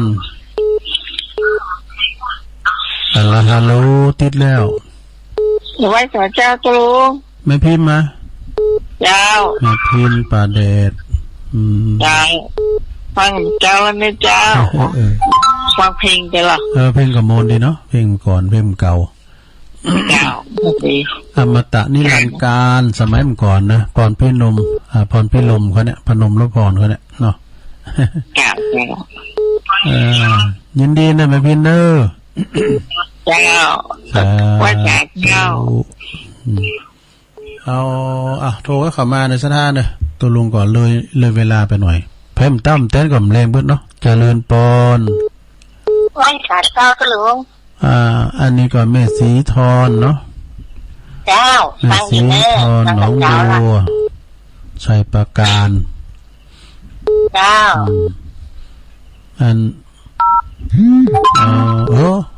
รถไปแล้วกันไม่ใช่ทอนรถว่ะรถเดิมดีกะชัดเจนดีเนาะแม่เจ้าเป็นเจ้าขอบคุณหลายๆเนอะเจ้าแม่สีทอนที่ก็ฟังตลอดอันนี้มันดังกะร้องเนี่ยมันเหมือนเครื่องเก่าบนเงียบเนี่ยมันการขอความเขาก็กะร้องอ่ะเจริญปอนภาษาเนอะตุลุงฮะภาษาต้องได้จ้าเนี่ยปออกก็ปนนั้นเราก็แฟนนะกันปนนั้นมันนัดปนนั้นมาโทรประจานสักเตื้อเดี๋ยวนี้ตันแล้วเหรอครับนั้นไหว้สาเนอะที่กันได้ประชาสัมพันธ์งานกฐินนะตุลุงนั่นก็มันถูกต้องเนาะตามนั้นเนาะตีครับนั่นก็ไม่ยังก็ส่งไล่มาน่ะลุงนัดตุลุงจะไปว่าบุ๊บหมูจูง่ายเนอะที่ส่งไลน์ไปให้ตุลุงประกาศแน่โอ้มันเป็นยังไงมันช่างประจานอย่างประกาศเนี่ยมันง่ายดิเดี๋ยวครับแต่ภาษาเนอะตุลุงเนอะโอ้ขอบคุณหลายๆเนอะครับผมอันนี้ก็ฟังเมื่อนะแต่เราป่าฟังเนอะที่นั้นนัดนะชัยเป็นตานี่เป็นคุณขับรถโชเฟอร์หลวงพ่อนะเนี่ยเราขับรถเดินโดยนักเรียนเจริญปอนครับนมัสการท่านเจ้าตุลุงสนันหลวงพ่อมานิกะแม่นร้อยดังเสียงเป็นจะได้วะนี่เสียงตุลุงมาเนี่ยเหมือนเขาละกูหูกูแพ้อย่างเขาวันนี้โอ้ขอบคุณท่านอาจารย์นิพนธ์ที่มันมีคำคมนะครับคมอาจารย์นิพนธ์เนี่ยมันทุกกันกองมาอย่างดีแท้เลยเนาะถ้าผ่านปออูผสมถึงเมืองถึงภาษากลางเลยนะเอาอีสานที่ห้องก็จะดีเหมือนกันนะอย่างตุลุงยองเอกลักษณ์คือกำยองนะตุลุงเนาะครับแม่นะโอ้สถาติดตามลำตัวตั้งแต่มาให้เงินเหนือไปให้เงินใต้กี้แม่เพนดาวีก็โทรมาผมปดฟังตุลุงนะบาทโอ้นั่นแหละเห็นแม่เกี่ยงคำโอ้เลยนะในรถกันอะไรพวกจัดก็กึศเตือนเอาไว้ไปกินไปทานร้านในส่วนวันที่11นั่นเปิดเดี๋ยวไปได้ขึ้นไปก็เปิดจะไปวันที่26พฤศจิกายนไปที่วัดป่าตันยกชัดพระธาตุเนาะแล้วก็ถ้าบื้อถ้าอาจารย์นิพนธ์ถ้าล้ำถ้าจบรายการนี่ตุงอย่าสวดมนต์ไว้ภายในวันนี้นะมันเจ็บคำมันพูกเนี่ยมันจะถึงวันพระแล้วรอลุงเนาะวันศีลแล้วเนาะพวกวันศีลน่ะแม่น่ะน่ะก็ยังทุลุงว่านะวันศีลวันพระอย่าไปเดิมเดี๋ยวว่าออกภาษาแล้วพระเจ้ามันคงเข้าทางนะลุงเนาะครับออกภาษาก็มันมาวัดมาว่าในสถานญาติโยมคนเฒ่าคนแก่ปล่อยแม่บางก็มาเลยวันศีลก็ได้บ่ใจวันศีลก็ได้ไม่ว่าไหว้พระไหว้เจ้าเข้าวิหารเข้าศาลาจะเป็นหลักละวาเนาะน่ะมันดีมันเป็นสิริมงคลกับตัวกับตนเนาะตุลุงเนาะครับวัดว่าอารามก็จะได้เจริญรุ่งเรืองดูมันรุ่งเรืองเนาะคำสวดมนต์ไหว้พระนี่มันเป็นกรรมดีของพระพุทธเจ้าที่เป็นคาถาได้หมดตุลุงเนาะแม่นบ่ดอกเขาแปลบ่ออกได้ลูกอันเด็กก็จะเอาปอทอยก็จะเอาหัวหลังมาตุลุงเอาปอทอยเนาะอันเป็นจบประโยคเก่ากันนะตุลุงจบประโยคกล้วยนั่นน่ะก็ได้ไปกันเป็นอย่างอ่ะเนาะ อู้กันแบบเข้าใจกันเป็นพี่เป็นน้องเป็นเพื่อนร่วมโลกเดียวกันอยู่ใต้ฟ้าเดียวกันคือคุณพระคุณเจ้าคุณพระรัตนตรัยแก้วเจ้าสาวประกาศนะปุ๊บบักฮักษากูคนเนอะทุลุงทุกเปิดเพลงเนาะนี่ก็จวนวันพระไอ้นะเราเปิดเพลงคือเราคนน่ะวันโกนวันพระเนาะวันพระอย่าเว้นมันต้องใส่หูฉลามมาใส่เอานึ่งมาได้นะลุงเนาะใส่มาเอานึ่งสาธุแล้วจะส่งอาหารทะเลไปซื้อเนอะครับครูจะนอกอาหารทะเลด้วยนะปลาทูเค็มสาธุครับขอบคุณเนอะไปครับโตหลวงพ่อมานิดวันนั้นก็ขอบคุณคุณแม่ถนอมศรีเนอะตุนเพิงหมู่7นะปุตโตประกึศกลางตังกุ้งในโต๊ะจะใหญ่ของอันนั้นของสุดแต่เจริญปอนต้องเสียเจ้าแม่อยู่นะจ๊ะอยู่พระไผ่บ่อทองเจ้าแม่ฟองกะไม่ฟองตีป่ะฟองแม่ฟองคำแต่กะพระไผ่บ่อทองเหรออาจารย์สมเด็จอ่ะเนาะแม่ฟองคำอาจารย์วันที่24เนี่ยเจ้าตำบลแม่ปงอำเภอท่าสะเก็ดเจ้ามันเดียวกันนะกะแม่ฟองคำแม่นอยู่พระไผ่บ่อทองเนาะพระไผ่เจ้าบ่อทองพระครูสมเพชรเจ้าพระครูสมเพชรปัญญาโนเจ้าเพิ่นก็ฟังอยู่ขอบคุณเด้อสาธุเป็นหยังเต้นแล้วเหรอมาเต้นแล้วก็ที่เปิ้นเต้นในไก่ดูบ่น่ะเจริญปอนไม่สาเจ้าตุลงเจ้าแม่จันติบเนาะเจ้าแม่จันติบแม่จันติบฟังเจ้าแล้วกะมาแต่ใกล้ก็มากี่ปีแล้วเนาะแต่กะเกียรติการามมันไก่มาติ๊กๆก็วันนี้ก็อาจารย์พระครูเขาก็จะได้ไปนอนปุ่นปากยอปุ่นที่ท่านปลัดวายโยตลุมได้ไปลงเฝ้าเสาวันธรรมฮะตัววันศีลเนี่ยว่าพระครูวันธรรมแต่ก็ได้จับวันศีลเนี่ยเนาะวันที่10น้อมผูกอ่ะแม่น่ะพระครูวรธรรมนัสหลายวัดกะวันที่ศีลน่ะจับพอดีอ่ะเจ้าเป็นน้องตังเวียงปับเป่าจะมาจัดลายด้วยเป็นน้องตังบ้านหงแล้วดูแม่คำน้อยเขาแม่ขันเงินเขาเนี่ยหลายกะขอบคุณแม่จันติบน้องนักเด้อไรจังร้อนใจให้บุกวงแล้วเจ้าเจ้าสาธุโธแม่จันติบนี่ก็รุนแลกำแล้วเน้อเพิ่นเคยมาตาเนี่ยติ้มตัวมากับลูกกับหลานเพิ่นเจริญปอนนมัสการเจ้าสุภลักษณ์แม่สุภลักษณ์เนาะนี่มันดังนี่อันเก่าเพิ่นจะดังในการกะร้องเนี่ยมันยาวว่าอันเพิ่นจะปิดตัวได้ไม่ถามพะหน่อยกันเด้อฟังเจ้าละบ่แม่สุภลักษณ์เจ้าฟังแต่เมื่อตี 3มาแล้วแต่ก็ฟังจนกูข้างกูโหนเลยมันคือมันก็แบบนั้นเนาะไอ้เวียงยองเขาทำลูกตะก้าแม่อำพรเขาเนี่ยลูกหลานว่าบ้านอ่ะพวกก็ฟังเต้งให้กันแล้วมันเต็กบัดถึงได้นาตุเนาะหวยโมงแม่อำพรอ่ะอยู่หวยโมงโมงอยู่พระบาทก้างไฟอย่างนี้ก็นะมันดูเป็นกายกะอันเป็นกายเนาะโมงเนี่ยมันคำยองเนาะไอ้เก็บลำไยโมงเนี่ยมันเก็บโมงโมงมันเก่งใหญ่เนาะมันเก่งใหญ่อย่างเพ่กับบทโอ้เพ่คุ้มลำบางเนี่ยเพี้ยเราจะหมายเพื่อนอะไรเพี้ยเนี่ยปูในเพ่แต่นะคนใหญ่คนยองมันอู่สิงใหญ่เนาะมันนักแน่นนะบทโอ้กินข้าวลำย่าคำขอนี่มอละกุยเนี่ยคำลำคอมองลำตานี่แต่เลยลงเขาไปไหนนะเขาจะให้อู่กำของเปิ่นเขาปูมันเปลือเนาะแม่นเลยทุลุงก็อู่พกกระจางด้วยไทยใช่ไหมเจ้าเนี่ยอู่กำยองเขาเนี่ยยินดีแม่สุภาพหลักหลายๆเด้อฟังตลอดฟังต้นพระองค์สาธุเจ้าพี่กำลังใจนะเจ้าไหวสาเจ้าเจริญปอนโอ้วันนี้ถึงเศร้าเลยก็ สายที่13เข้ามาเจริญปอนติดแล้วโอ้เข้ามาใหม่เด้อตาเด้อเจริญปอนติดแล้วนะมาจากการเจ้ายายพรมาแล้ว ยายพรถามเจ้าแล้วกะว่าเจ้าเลยอ่ะฟังเพลงเหรอฮะเจ้าได้ฟังเพลงเหรอฟังละดีไม่3 โมงนะโอ้ตื่นเจ้าดูยายพรเนี่ยยายพรวันนี้จะไปทางใดบ้านทูกวันนี้จะไป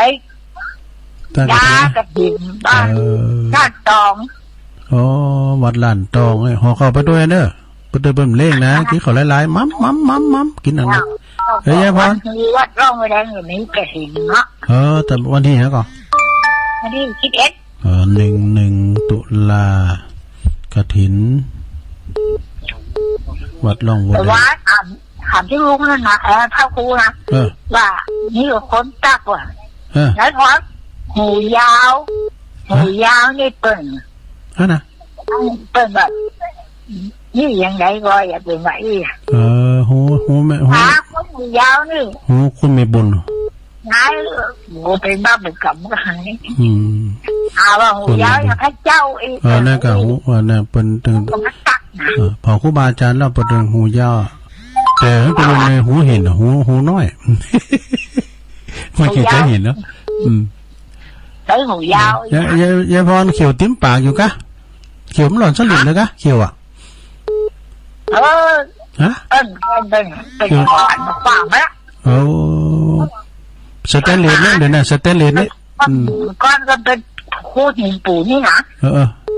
น้ำตาลไปคูก่อนว่าเอาโฟมดึงขึ้นมาแล้วเป็นถอนออกหมดอ่ะมันเจ็บกินข้าวลำมัมกินไรเหรอไม่ใช่แล้วเจอมันเจ็บมันเก่าเลยออกมาเขียวเศร้ายังไม่ออกเด้อลูกเนาะกินไปตันไปหน่อยยายพรเด้อบึ้ดโทรมาทำเด้อแรงบึ้ดนะขอบคุณนะใส่อื่นเมื่อข่าวนอนถึงเศร้าไอ้ก้าเนี่ยเนาะขอบคุณยายพรเด้อสาธุอยู่ดีมีสุขเด้อเจริญปอนภาษาเจ้าก็รู้อันนี้แม่สุทัศน์มาแล้วโอ้อันวันน่ะจะไปแต่หลานจำเข้าเวรดึกว่าได้ไปสักคำวันนั้นได้มาไม่ได้มาสักคำเป็นปีไหนสิ้นหนักอ่ะปีไหนปีไหนปีไหนตัวลูกผมไม่ไปอ่ะปีแรกมันไม่ได้หมดถ้ามีงานน่ะนอกจากนั้นจะไปนะเจ้าพอเพิ่มควายคุณร้ายเหมือนกันเนอะวันนั้นนะแม่นน่ะคนร้ายแต่ยอมรับจ้ะขนาดไม่มีร้ายตีนะเนาะคุณก็จัดร้ายก็ขอบคุณเนอะที่เปิดมากันนะพี่น่ะฟ้าใหม่ก็มาแท้มากะเนาะยายอ้วนก็มาสาธุเนอะอันนี้แม่สุทัศน์แสนพรหมนะทุ่งปีแม่วางเจริญปอนไหว้ศาลเจ้าตุลุงโอ้แม่บุญพินแม่บุญพินเนาะมันจะเกี่ยวโฮมเจ้าใช่กะโหเสียงเหมือนกันเหรอแม่เนี่ยวันเมตตาในเมตตาเจ้าก็เมตตานี่เสียงเหมือนกันน้ำเหลือเมตตาคืออันน่ะต้องยืมติดสักเสียเจ้าแต่ในเจ้าโฮมเนาะข้าพเจ้ามันดีกะฟังไปติ๊กๆเด็ดก็ฟังแทนวันนั้นฟังวันนอนรับนั่นก็ฟังกูตุ้นกูองนั่นนอนรับเนาะตุลุงเนาะนั่นก็ตุลุงก็ถามฟังคือแล้วเนี่ยหลวงพ่อหมอกสักกำเนี่ยเอาเทปไปเนี่ยท่านประคุณนิเวศศิลสังวรเจ้าคณะอำเภอเวียงป่าเป้าเอาเทปออกเลยมันเหมือนเต้นะอันเทปเนี่ยมันเหมือนสดอ่ะแต่เอาทูห้ามได้ยินดีแม่ตาเนอะแม่ตันในแม่แจห่มเนาะลำปางกำลังใจเลยจ้าเจริญปอนเนอะขอน้ำสายน้ำสายเนาะโอ้วันนี้ตัวลุงอุ่นนักไปหน่อยเนาะเจริญปอนนมัสการเจ้าตัวลุงโยมพิสมัยเนาะเสียงที่มันดังก็ลงอ่ะตัวลุงต้องปิดไอตัวมันอ่ะที่มันเข้าไปอ่ะ เวลาคนโทรเข้าไปแล้วมันติดแล้วเนาะมันติดล้านทีนี้เพิ่นเด้งออกไปอ่ะนะแม่น่ะแล้วเสร็จเนี่ยดังกำลังนะคะแนนจะได้พลาดแป้งก่อนก็ต้องปิดจ้ะปิดไลน์มันจะเป็น SMS เข้าไปโอ้ตัวอั้นสำหายก็กะคะกะงายอย่างแควนกะจางนะจางแล้วเบิ่งให้พอน้อยแป้งเนาะ